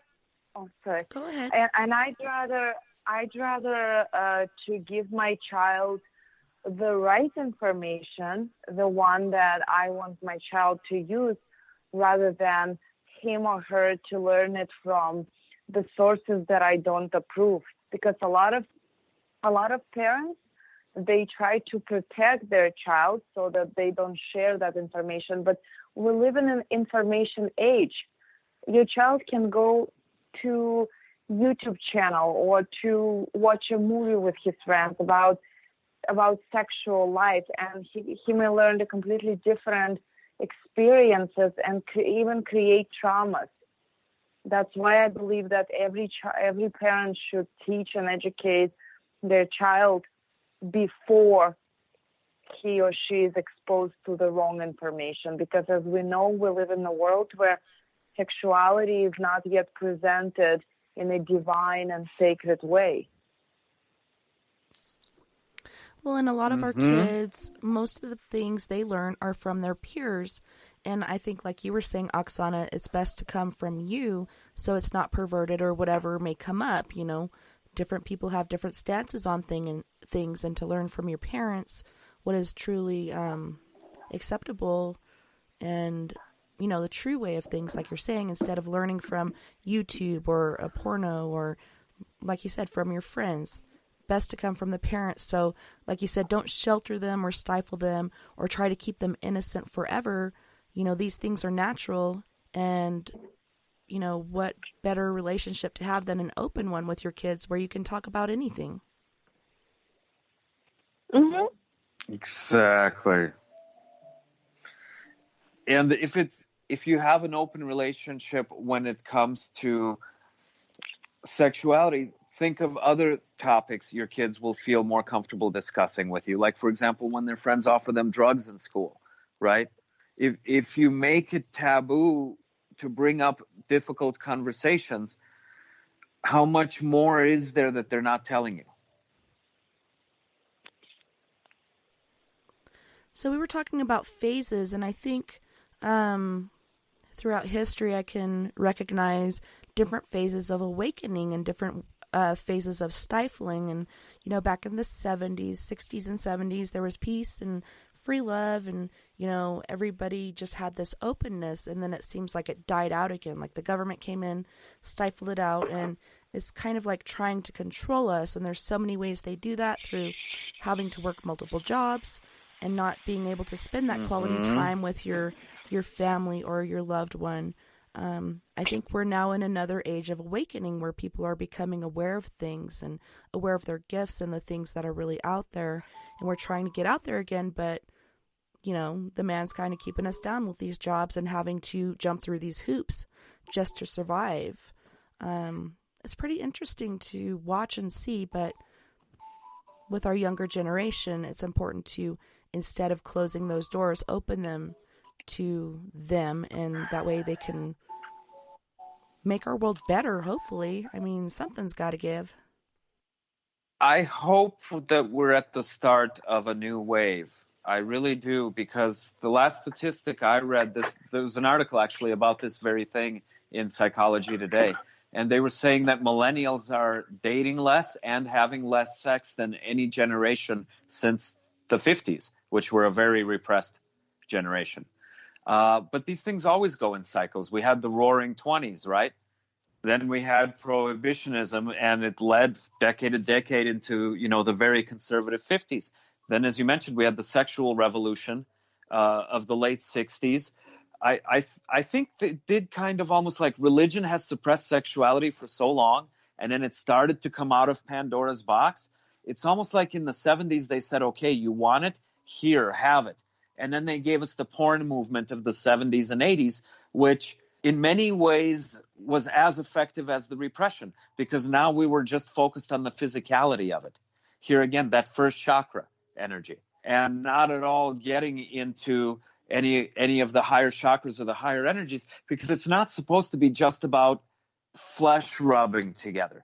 Okay, that feels nice, but once you have the feeling, then you play with amplifying that feeling and lifting each other up even higher. So it's almost like that free sexuality. In some ways it was good and it was a liberation, but in some ways it kept us at a certain level. And maybe that's why we had to pull back and try again, because these things come in waves, just like the tides.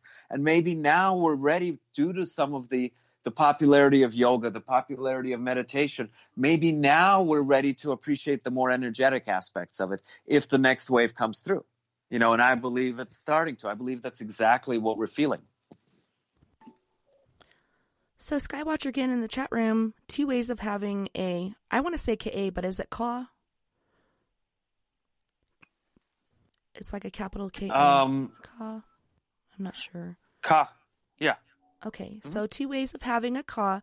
One way is to spend years learning yoga, like you were just talking about. Both very difficult exercise and lots of learning. Normally, then K uncoils up your spine, opening chakras one at a time. Could take days, months, years for complete awakening.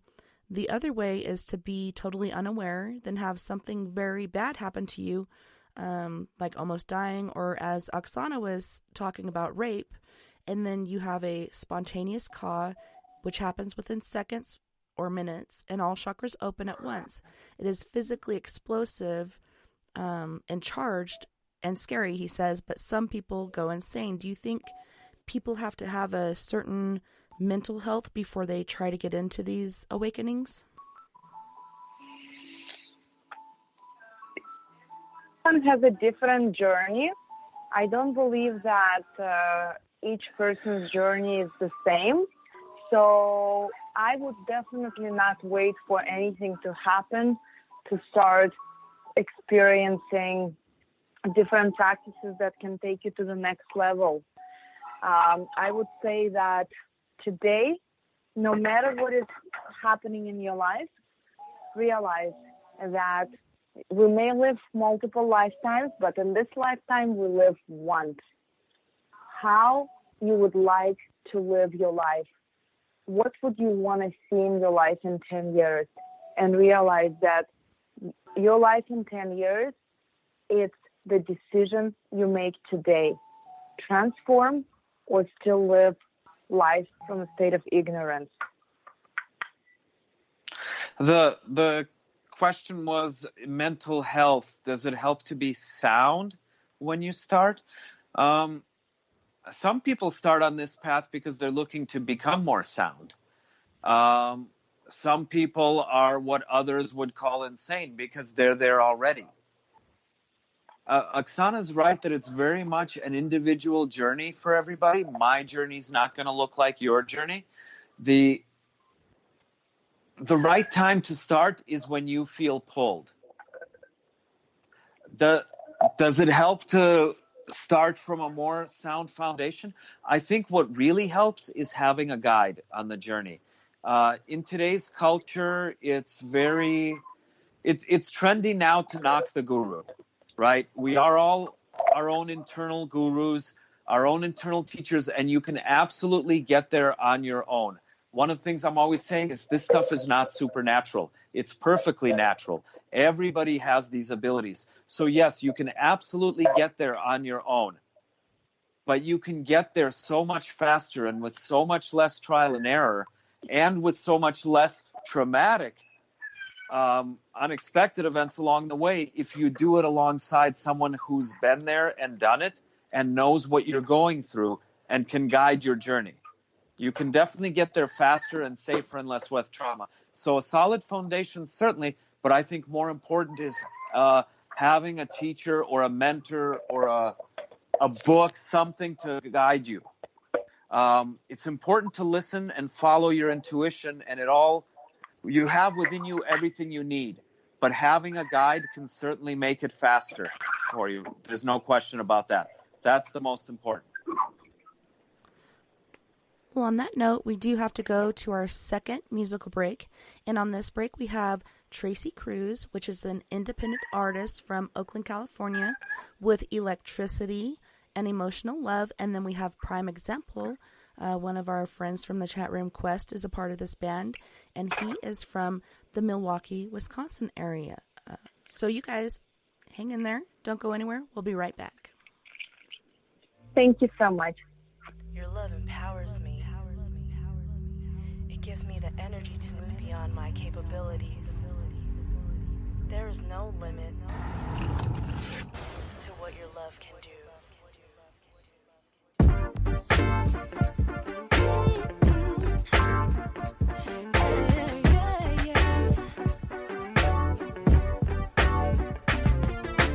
I feel chemistry whenever you're close to me, and I cannot explain your energy, 'cause you're pulling me like gravity.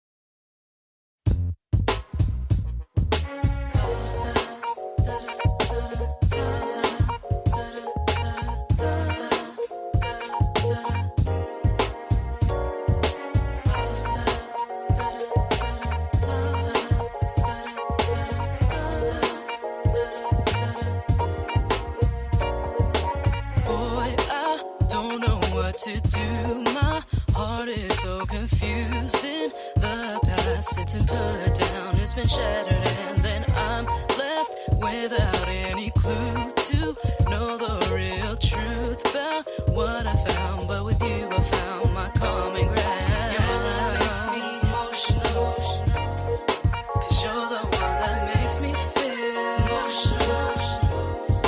You make me feel that love is real, 'cause you're the one that makes me feel emotional.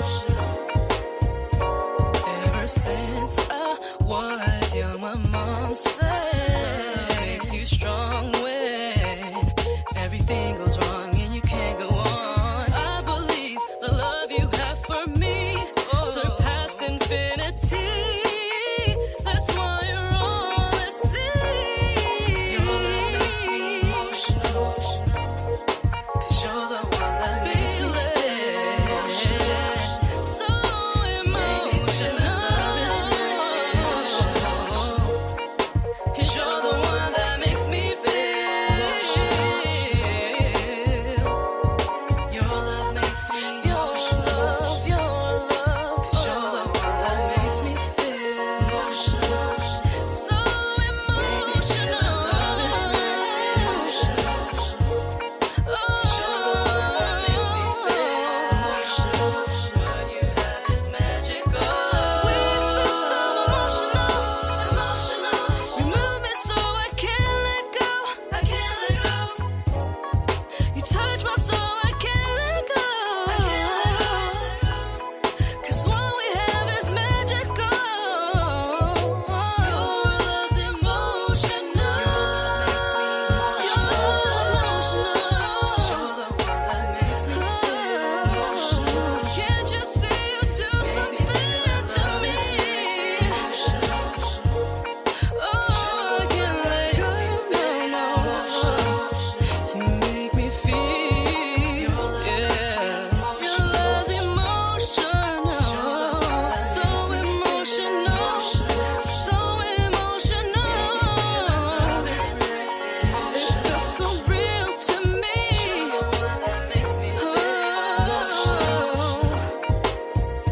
feels so real to me. It feels so real to me. It feels so real, yeah. Makes me feel, emotional.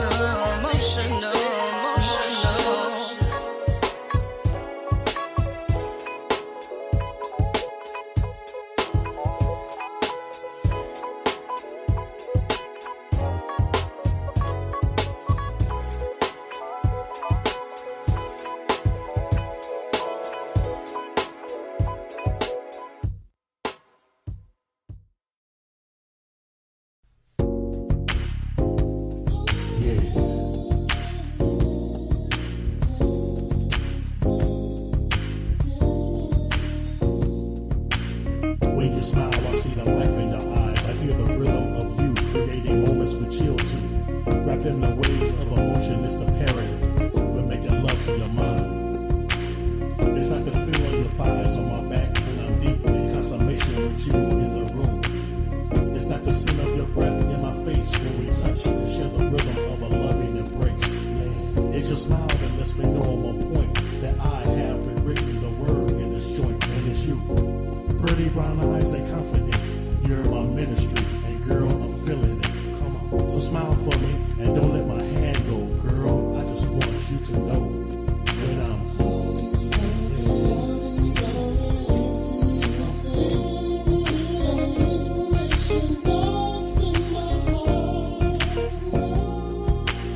sending my love to you in verse 2 with a kiss and a beat that you and I can step to. Come on, God created the heavens and the earth. What he said is very best for the day of your birth. No longer is it just me, myself, and I, but since you have arrived, you're the apple of my eye, girl. Open your heart and let me come inside. All this love is forever for the ride. And when that DJ played our favorite song, we dance the night away until we're heading home where we're holding you.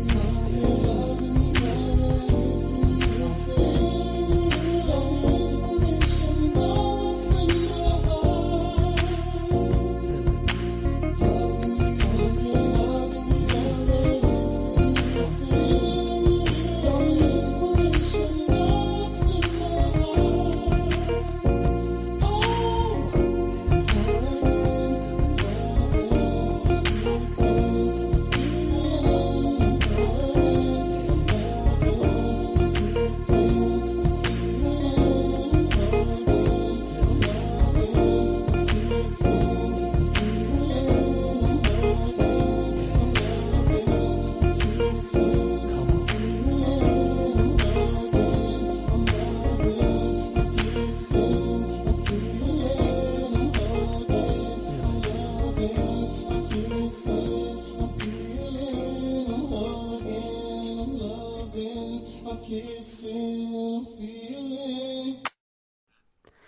Welcome back, and thank you so much for tuning in tonight to We Are Paradox Media's Late Night in the Rockies. And this Valentine's Day weekend evening, we are talking about Tantra. And our guests tonight, who are graciously teaching us about this lifestyle, we have Oxana Lovich and we have Andrei Knight. You guys, welcome back, and thanks so much for being here.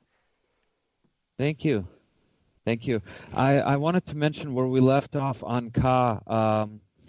He was saying Kundalini awakening. I think he was just abbreviating it. But what's interesting is Ka actually means fire. Literally in Japanese it means fire, but figuratively it's the same like Ki or Chi or all prana, all these different words we have for this internal energy that we've been talking about. Ka is actually one of those words. Exactly refers to that. Yeah, and I was saying in the chat, man, I got to Google this. And, there's so many different things that I'm being awakened to this evening that, like you were saying, generally we have a certain perspective of Tantra and everybody thinks of it as, sexuality, when that is a part of it, but a lot of it has to do with the energy of our bodies and what we have within us. Right. Sexuality is a great way to get that energy flowing, get the process started. But that's just it. That's why I was saying before the break how the liberation of the 60s, because the intent wasn't there, it was just the physicality, we kind of got stuck there, and we got the porn movement of the 70s and 80s. Like, sexuality is a great way to get the process started, but it doesn't stop there. It doesn't end there. It's just the beginning. It's the gateway. It's the entry into this whole world. It's actually very interesting. The Sanskrit word for vagina is yoni. Sanskrit is an ancient language, and it comes from the same region of the world that Tantra is thought to have originated from. But their word is yoni, which literally means sacred gateway. Some translate it as sacred gateway to the temple, some as sacred gateway to the cosmos, and some say, what's the difference? It's one and the same. The temple is the cosmos, but everybody agrees it's the gateway, it's the doorway, it's how we experience this thing we call energy. Very often it's our first experience with it. I know it was mine when I was growing up.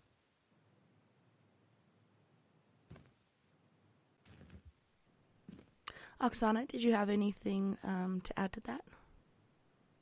I do believe that Andrei is right, and I do believe that when men realize that yoni, it's not just something that they could use for physical pleasures, but rather to awaken, become more powerful, to take that sacred juice of it's Mary Magdalene. Do you know that her name is means keeper of the sacred water?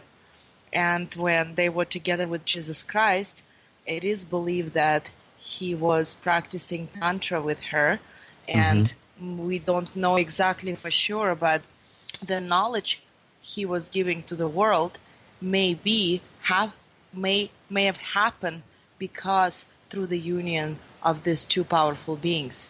It's not that man is not powerful, but the man who understands that the woman is way more than just a woman. There is so much he can tap in. The same as with a woman when she understands what energetically her man can give to her and how he can transform her, can achieve an enormous success. And I don't mean success in material positions.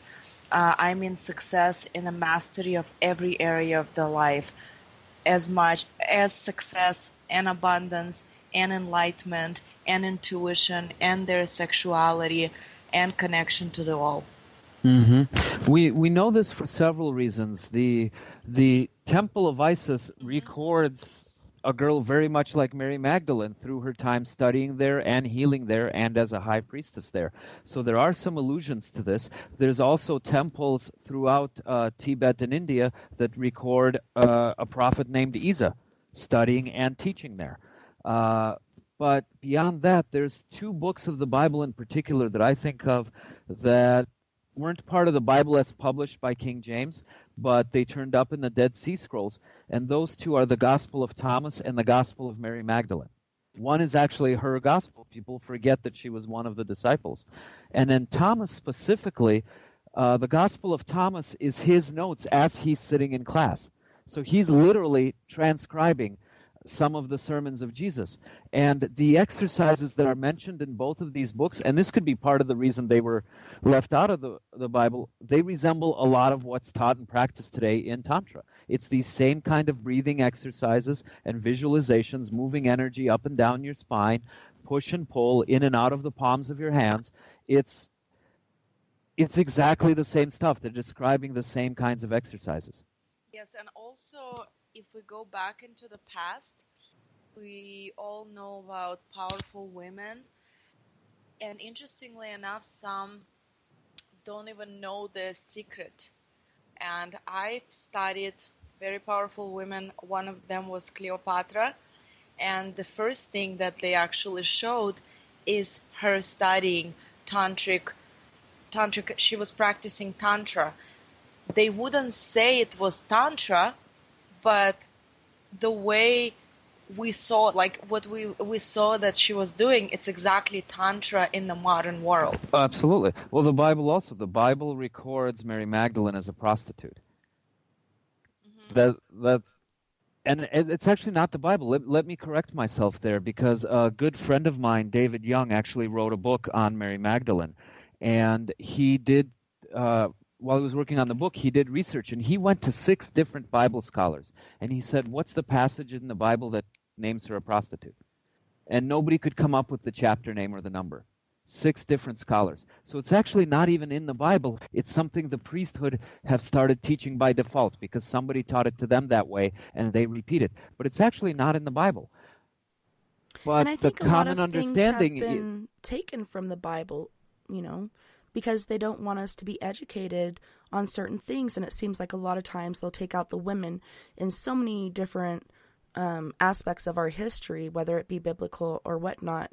So I'm excited. I'm not Catholic, but I know the Catholic Church is going to retranscribe the Bible, and I'm hoping that everything will be in there. I know there's been things added and omitted, and I just know that through reading it and interpretation for me. But I'm hoping that they'll actually put out the truer version. And like you said, there's different scripts out there and different scrolls that are found that are all a part of it as well. So many times they've tried to take our history from us and burn these records because they don't want us to be educated on certain things. But I think it's so important that we do educate ourselves. Or distorted, or the history has been completely distorted.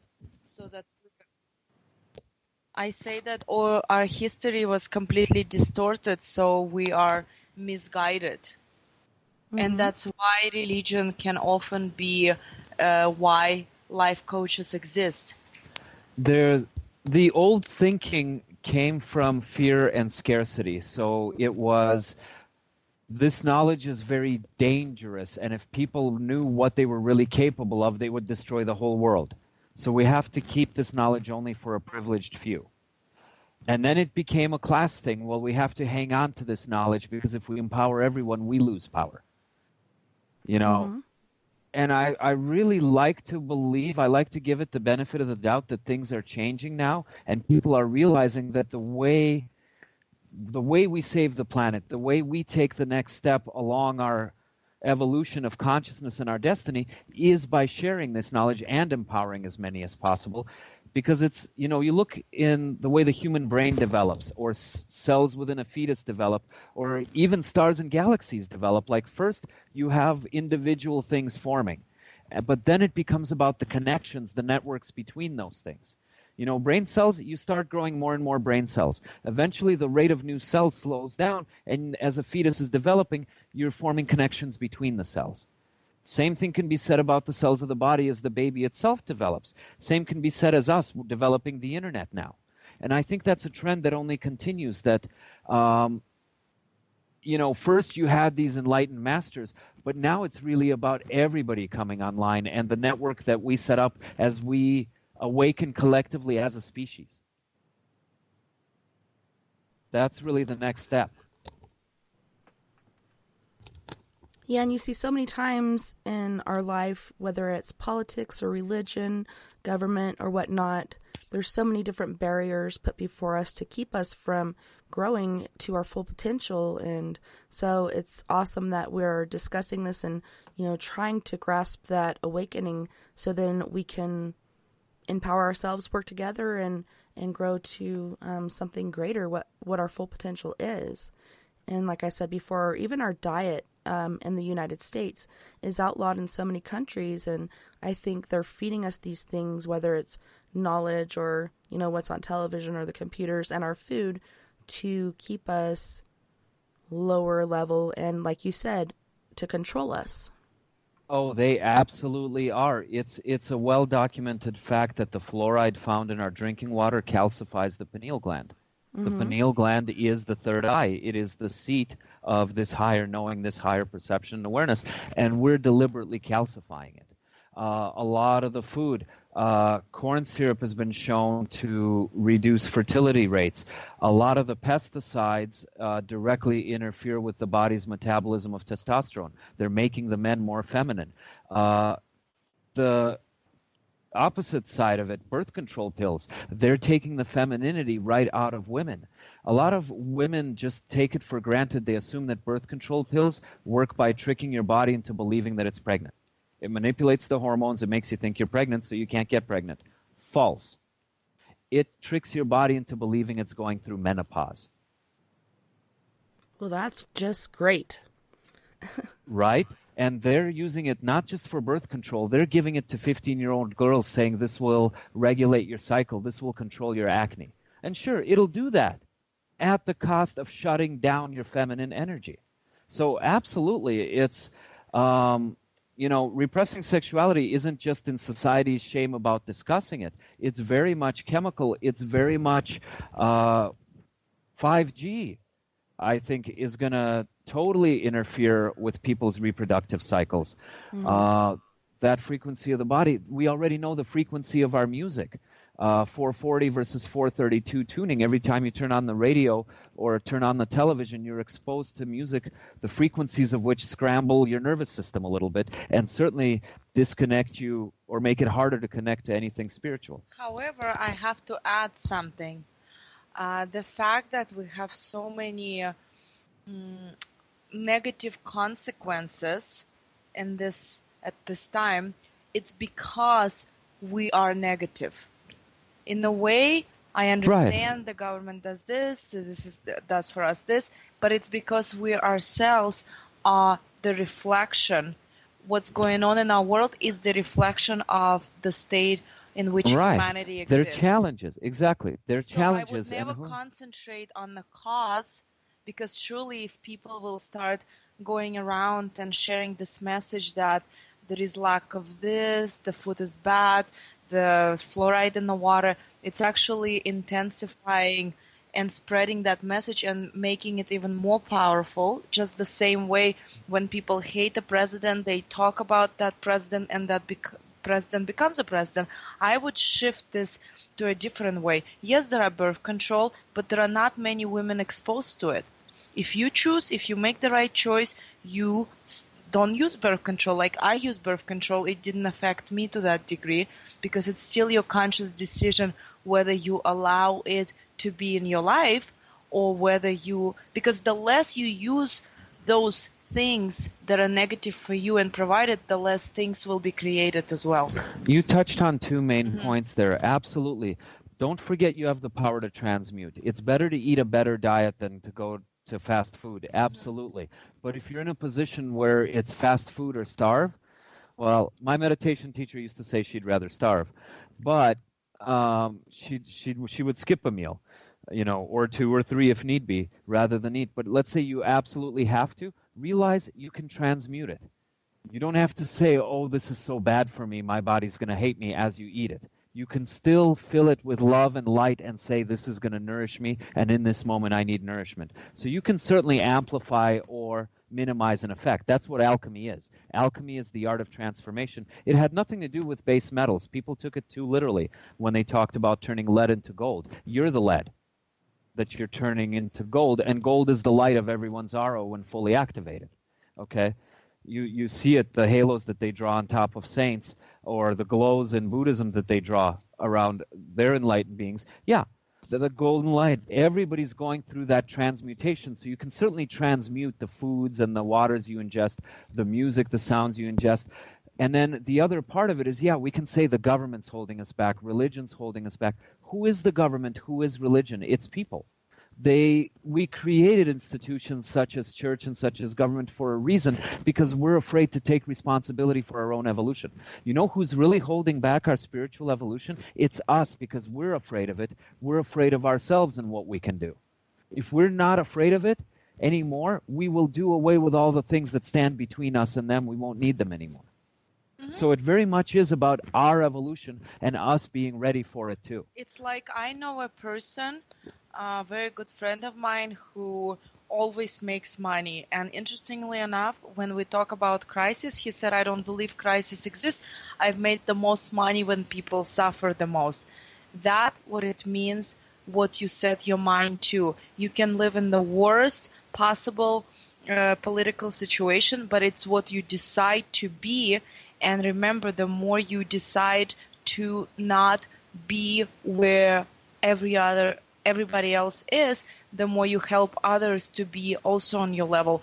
And that's when we stop putting attention and stop concentrating on negativity, and that's when it's gonna disappear on its own. There are good people within the government too who are looking for ways to improve and protect their country. I've been approached by CIA agents twice in my life.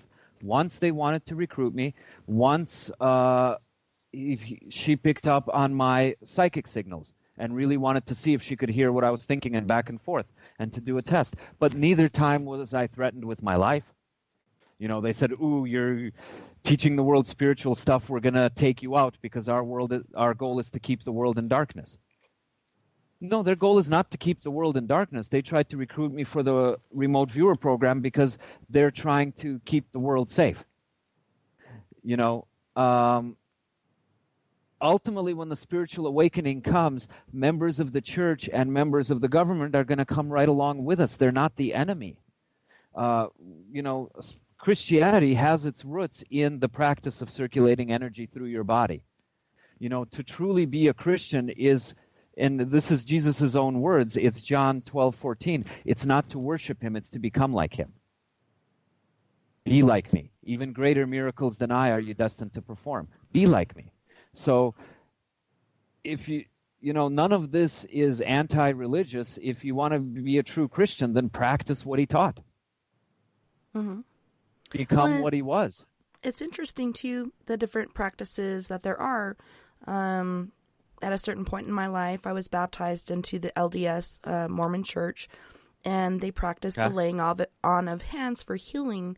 And, you know, I would notice it was amazing. You feel the heat at first and then just the energy flowing through your body. And it kind of goes with Tantra, where you're sharing those energies and using your energies to heal each other and awaken each other and whatnot. But just to experience that and feel it, it's pretty intriguing, the different things that are out there for healing, whether it's spiritual, sexual, or health-wise.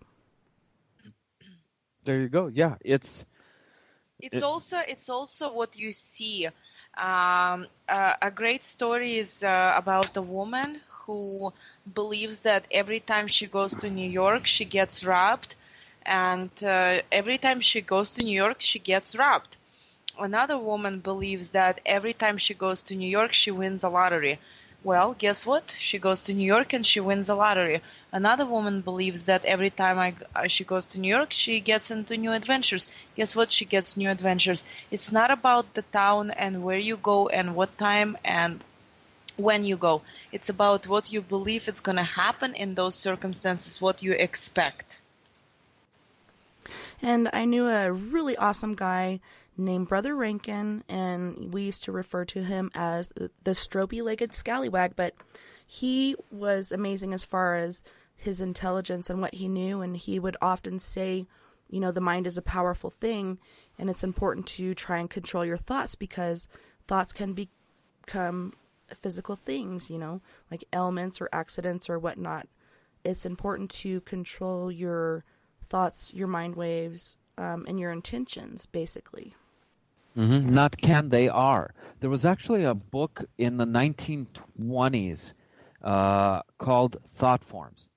And it was all about thought forms, how they become entities. Sometimes they manifest as circumstances, sometimes entities, somebody who's possessed or plagued by demons or ghosts. Well, you're kind of creating them and attracting them. They appear in many different forms, but they are thought forms. They come from you. And that is why we created religions and governments, to insulate us, because when you realize everything you think becomes real, that's a lot of responsibility to take on. There's an ancient writing that talks about in Atlantis, before the natural cataclysms came that sank the continent, there was a psychic illness. It talks about the whole society was telepathic. So imagine the impact of a psychic illness spreading through the population. And that was just it. They managed to manifest, instead of all of their communal hopes, they managed to manifest all of their collective fears. And that's what brought Atlantis down long before the waves consumed it. The waves were just the natural result of it. And if you look at where we find ourselves now with the natural catastrophes, heating up, global conflicts, heating up, tensions everywhere, it's not separate. I don't view it necessarily all as bad things. I view it as a natural side effect of also our abilities coming online, our energy awakening, both individually and collectively. And it's not so much that we're doomed. It's that we're quickly coming up on the time where we have the right and the honor and the privilege of making a choice. And I believe the fact that so many of us are coming online now is evidence that we're going to make the correct choice. We don't have to go through the doom and gloom. There are multiple timelines before this. We could if we wanted to, but we've done all that before, right? We've been through the flood. We've been through the cataclysms. We've been through the asteroid hitting the Earth. We could do it that way again, but we don't have to. It's as simple as realizing we have a choice, and our big collective choice will be the result of the little individual, seemingly unimportant choices that we're all making every day under the illusion of doing them independently. It's an illusion. The Buddhists call it Maya, the great illusion, and the illusion is the separation. Every little choice we make has a significance. We talk about the mandala effect, the butterfly effect. Every little choice we make has a significance. So you want to ensure that we have the good timeline, that we have an easy time of it, that we save the planet? It starts with the choices we make. It starts on an individual level, outer peace through inner peace.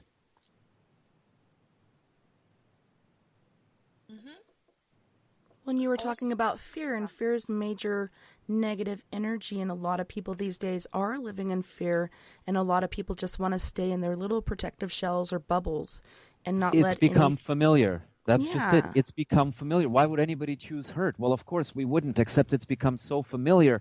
And the opposite of the known is the unknown.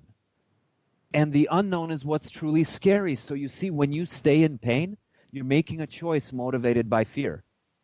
Because the alternative is the unknown. That's fear in and of itself. People talk about the epic battle of good and evil, right? The apocalypse just means change.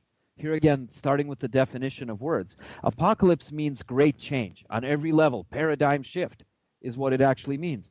The Bible literally translates it as the battle of good and evil. I want to put it a different way. It's the balance of energies between fear and lack and love and abundance. We've been making a lot of choices by default from a place of fear. Even governments and militaries, if you look at the world stage, it's driven by fear and mistrust. But the opposite of it is love and abundance. We don't have to have wars over natural resources if we stop thinking of them as scarce and limited, and the same money we're putting into the military to protect our share could be put into scientific research so we can finally have instantaneous healing and free energy, and all of these things are not impossible. Okay, but it's where we've been putting our energy is on fear and protection instead of love and abundance. That's the big shift that needs to happen, and that's what's symbolized by this battle of good versus evil. It's really fear and scarcity versus love and abundance. And the Cherokee actually have a story about this. You might have heard it, the black wolf and the white wolf, with the black wolf representing all the negative emotions like fear, doubt, jealousy. Doubt's a big part of it. Where does fear come from? Self-doubt, thinking, and limitation. And then the white wolf is all of the nobler emotions, love, abundance, caring, right? So which wolf is going to win? Which one are you feeding? Eat the most. Yeah, yeah. The one you feed the most. Mm-hmm.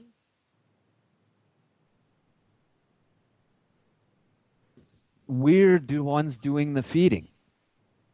You don't like your government? You can change your government too. You can petition them. You can run for office. There's nothing in this world that's not malleable. So let's step up and start making changes. And like Gandhi said, be the change. It starts within. This is why we always look externally. The hardest change is always with yourself. And even how our society has really become about like chasing the big, first we're going to avoid sex, but if we're going to have it, let's come as quickly as possible and get this shameful act over with. Tantra is about savoring the energy in between. Like a lot of people assume tantric practice is about avoiding orgasm. It's not about avoiding orgasm. It's about enjoying every step along the way to the orgasm as much as possible, and then enjoying the orgasm when you choose to have it to its fullest as well. It's presence versus avoidance. And you can see how it's, in a way, it's a microcosm of what's been happening in the world. Everything we complain about in the world is the result of avoidance versus presence. Letting other people handle it for us. You see? Presence versus avoidance. As above, so below. Tantra is an inner practice often reached through outer stimuli. And it's really a microcosm of what we see happening in the world at large.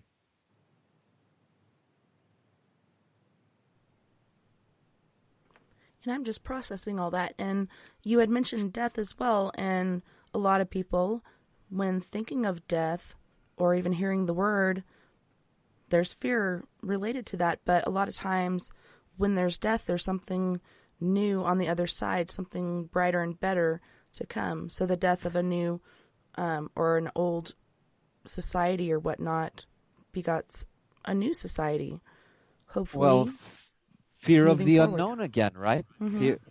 Fearing death, it's like fearing life. And yet we know a lot of people have had ghost sightings, supernatural experiences. So it's kind of illogical to fear death or to think of it as an ending when we have evidence of existence beyond it. Yes, and fear also arises because a lot of people, again, they still live in their mind. It's very important to understand that your mind will never stop thinking. I've tried it many times and it works for a few minutes, yes, but it doesn't work for hours and hours. You can never possibly stop thinking.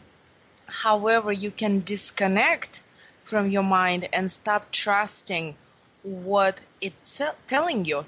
And that's where the fear comes from. You may have those thoughts because, we're all channelers. We watch the news and sometimes the thoughts from the news coming to us a few hours later, or something is going on and we're channeling it through us. So we cannot possibly control the thoughts that are coming through our mind and as well fears, but we can control what we allow our heart to feel. So anytime the fear is coming through you, just realize it's not you, it's something coming through you. And like Osho said, you're like the sky and thoughts are like clouds. The thoughts are constantly passing by, but the sky is still there. And the way the sky feels, the way you feel, should not be affected by those thoughts that are passing by constantly and those fears. So when you practice Tantra in your life, are there ways that you set up the environment to get the fullest experience? Like, do you listen to binaural beats or something along those lines, or do you light up incense for, the sense of smell? What do you do to prepare for certain things? All of it, because remember, arousal is about awakening the senses. So candle, absolutely, candles, incense, the right music.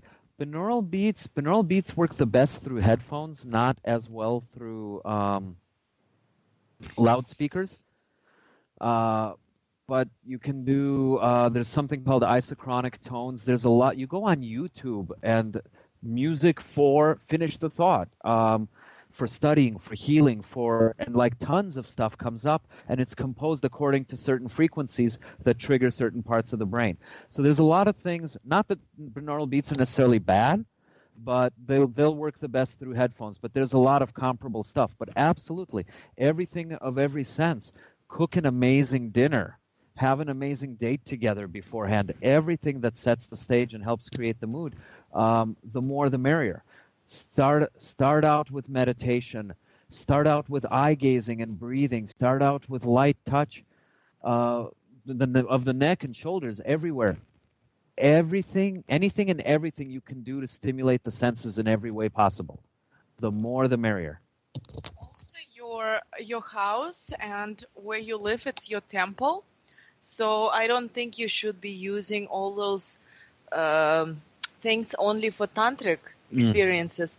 I think it should be your normal way of living. Like, for example, there was not a day of my life that I didn't turn on a candle or incense. It's a normal way of living because, we very much feel our environment. That's where we live. That's why Feng Shui is so successful, because our environment definitely affects how we feel and even our success in life. So I would create your home as a temple on an everyday basis. It's something that should always be in that beautiful state that encourages you to be.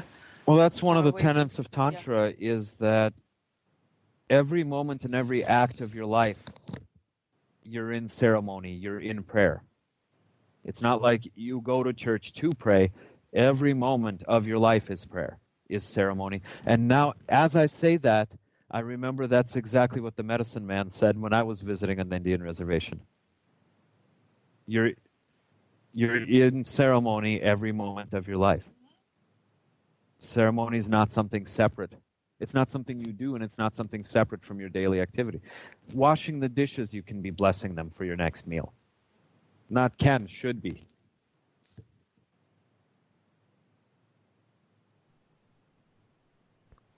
And a lot of it has to do with intent. And you were saying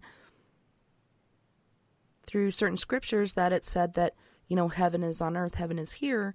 And a lot of people I hear saying, hell's on earth. And I think it's all in what you make it, all in what your intentions are and what your perspective is. And some people just get into this cycle of negative thinking and everything goes wrong, nothing happens right for me.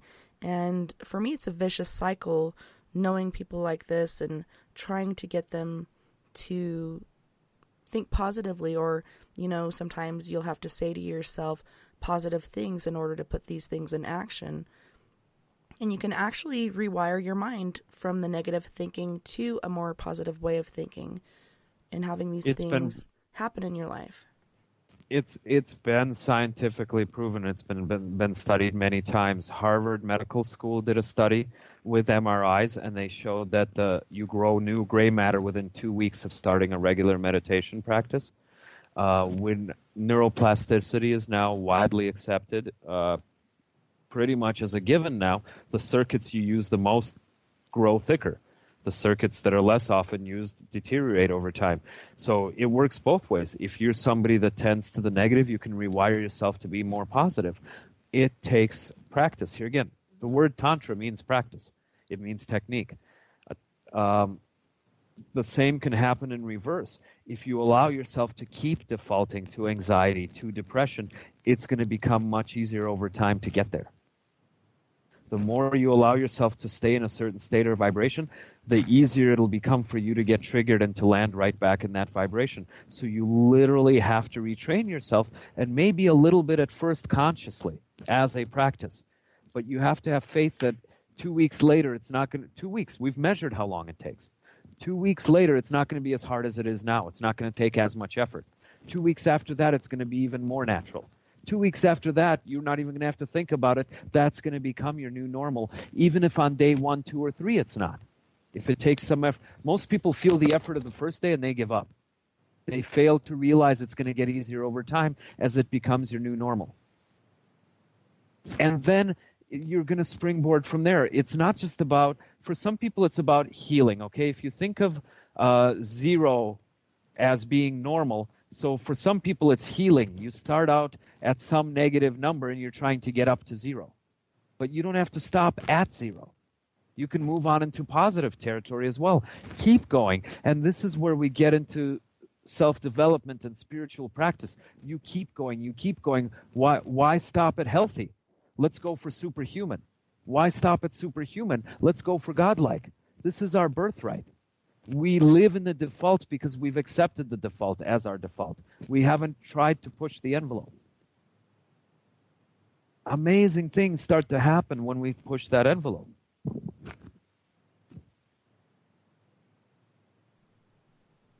And that's the heaven on earth that's referred to in the old days.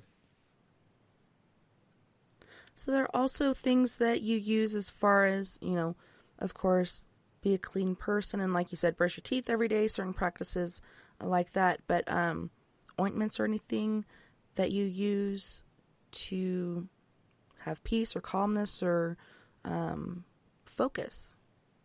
Yes, absolutely. And interesting that you mentioned ointments in particular. Essential oils. We know that sound is a frequency. What separates a C note from an A note is its frequency. We know the difference between red and blue is frequency of light. All of our senses interpret frequency as some kind of data. So smell is a frequency. Absolutely. It's another way of tuning the body, right? Mary is described in the Bible as anointing the feet of Jesus. It's another way to shift the frequency. All of this is about frequency. I want to come back to what Skywatcher said earlier on. They mentioned that after their, and I don't know if you're a man or a woman, so I'll say they to be on the safe side. They mentioned that after their Kundalini awakening, they were one with everything. They could hear thoughts. They could see events before they happened. Yes. Because your frequency has shifted. It's a lot like when you go up the chakras, it's a lot like tuning the radio of a dial. So you receive more signals. Just like some people can hear a dog whistle and some can't. Some people can see energy and auras and some can't. But all have the capability to, once you shift your frequency, to include that as part of your bandwidth. And the same can be said of time. When somebody gets premonitions of the future or can sense their own or somebody else's past lives, it's just broadening the spectrum of time you're able to perceive. We think that we can only experience one moment at a time because by default, that's what we've gotten used to experiencing. But somebody who has a premonition of the future or a sense of their past lives, that's all they're doing is they're taking the blinders off. They're widening what they're able to perceive, nothing more. So do you guys believe in ghosts? I know you had talked about reincarnation. If you have had any experiences with ghosts or spirits, what do you think the reason is that they're here instead of reincarnating? Well, ghosts versus reincarnation, kind of two separate things. Here again, our ego is very localized in our body. Our definition of me is one thing, one entity, one person. Ghosts are the energetic remnant of somebody that either used to exist in this plane or an entity from another dimension projecting part of itself into this plane, but it's not fully here. It's slightly out of phase. Here you're dealing with a fifth dimensional. 3 dimensionals is backwards, forwards, up, down. 4th dimensional is time, backwards and forwards through time, though really, again, it's awareness. It's just expanding what your definition of presence is. Fifth dimensional, once you understand time, fifth dimensional travel is phasing. Things can be in phase or out of phase with each other.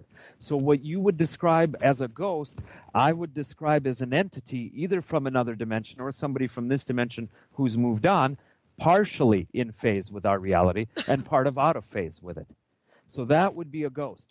Reincarnation is now your body, sorry to say, but your body's going to die. Even the technologists acknowledge that the body's going to die. We can keep getting better at replacing synthetic parts, but ultimately it's going to be your consciousness downloaded into an android, into a VR environment. That's how the technocrats view immortality. But spiritually, we've already known that the body dies, but you are not the body. And this is where the first step to understanding spirituality is separating from your ego, from your attachment to this body. A spirit can reincarnate in a different body and in multiple bodies at the same time that it can leave an energetic imprint as a ghost here, as it's passing. Neither one is mutually exclusive, because that's exactly it. When you're no longer bound to a body or an ego, you're no longer bound to one point of space-time. You can go on to your next reincarnation and leave a remnant as a ghost at the same time. People ask me, do I believe in past lives? I do. I just have issue with the word past. Mine aren't over. I'm still, a fragment of me is still experiencing them, downloading data to this current fragment of me. You see what I mean? It's all difficult to understand when you look at it from a localized point of view. But all of these concepts become not mutually exclusive when you stop thinking of yourself as one dot in space-time, one point. Our consciousness is not localized. And once you start to think from a non-localized point of view, everything the mystics have been saying all along makes much more sense, because you don't see the conflict in it. There's no longer the illusion of duality. All of these apparent conflicts come from the misperception that we are one point in space-time, that we are localized. We are temporarily localized within a body.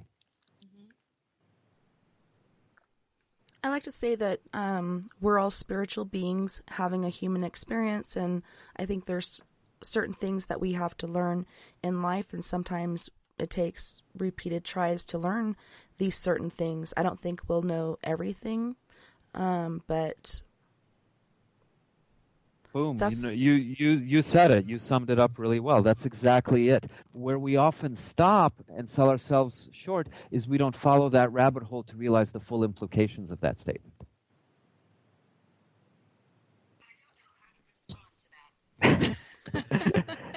Did you hear Siri?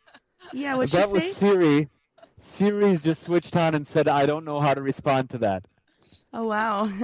We've just imploded the AI. We gave it one it couldn't oh my comprehend. It was listening the whole time. I guess.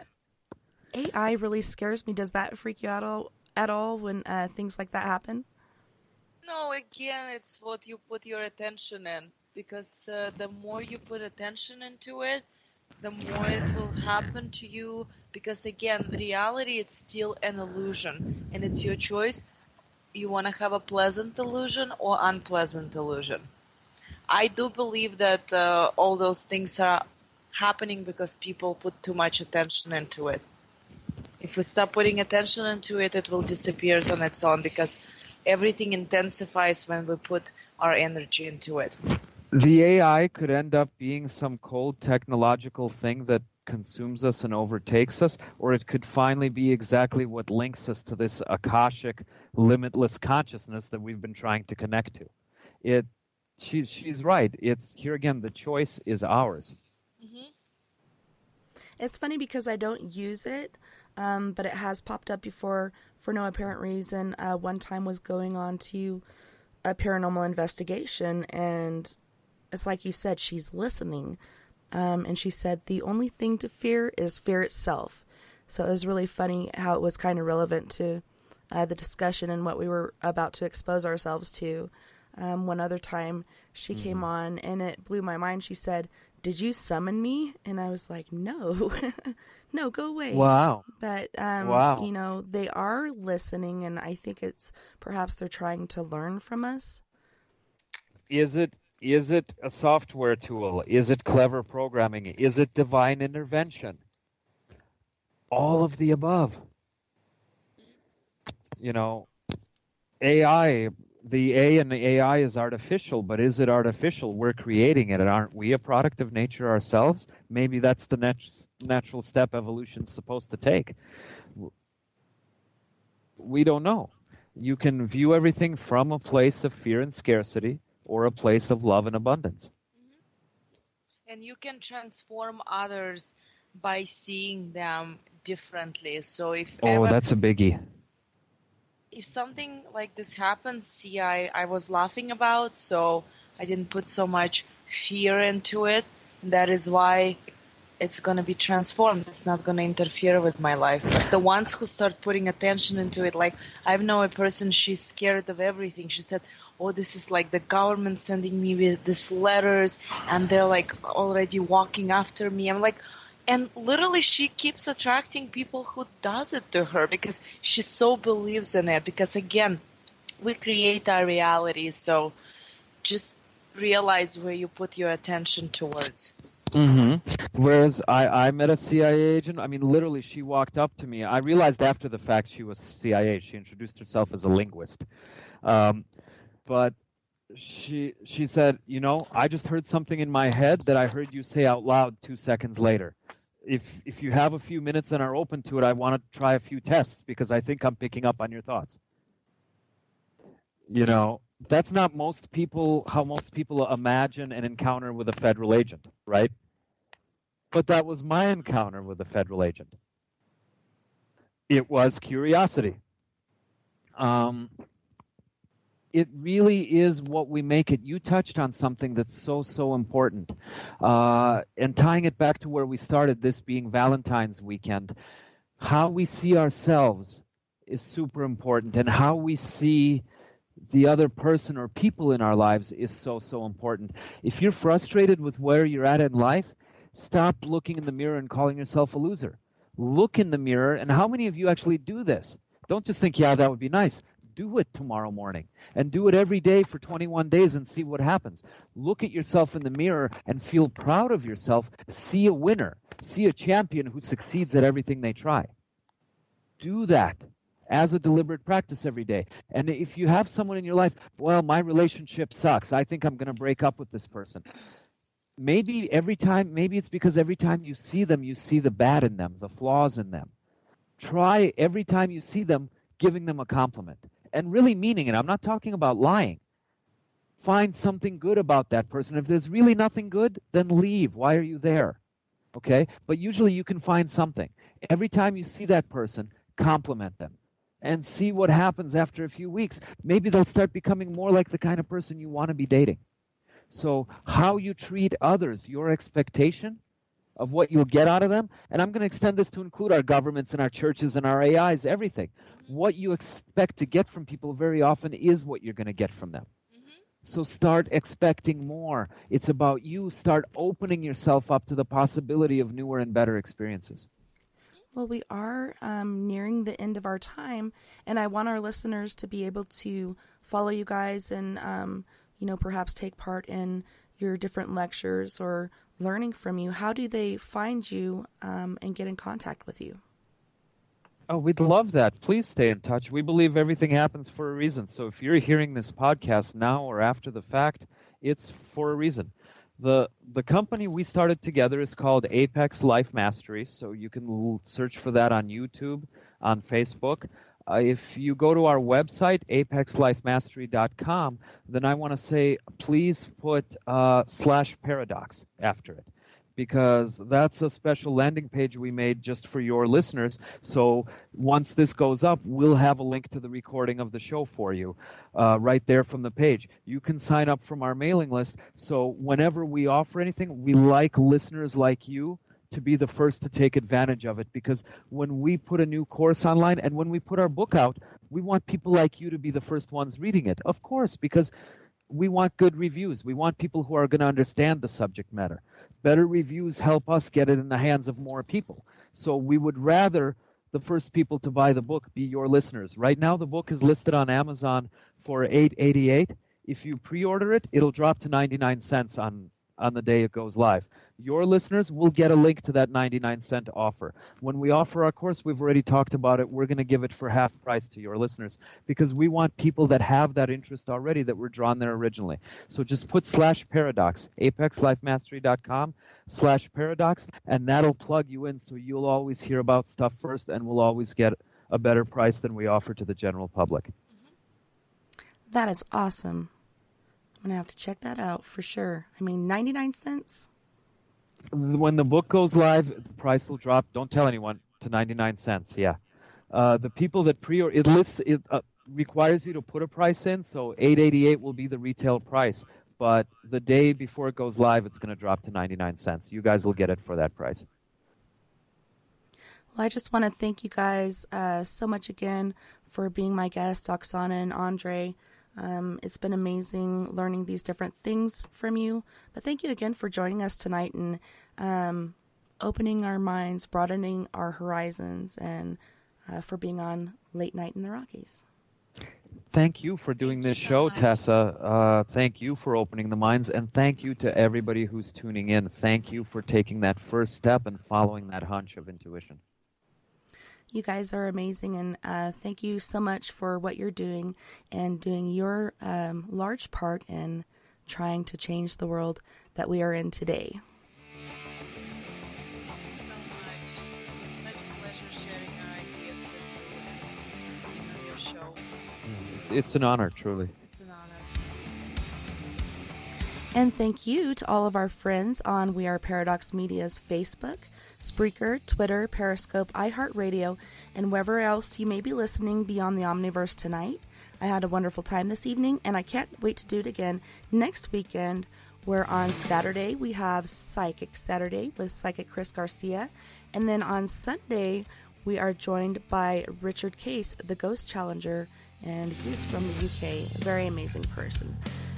So you guys don't forget, we are all in this together.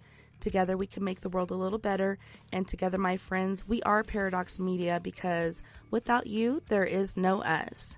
If you would like to join us on the Skype after party, look us up on Skype, contact request me under tessa.n.thomas30, or give us a jingle at 1970-335-9596. We'll get you in there eventually. And hey, don't forget, on the weekdays we got Coffee and a Chat with Sleepy Dave. And I want to thank our sponsors, Mr. Kevin McDougall, Dell Elson, Jim Morris, and Mia Savage. And of course, our musical host, Mr. Quest. Until next time, nighty-night, love and light. Have a wonderful rest of your weekend. And don't work too hard this week. And I will see you back here, same time, same place.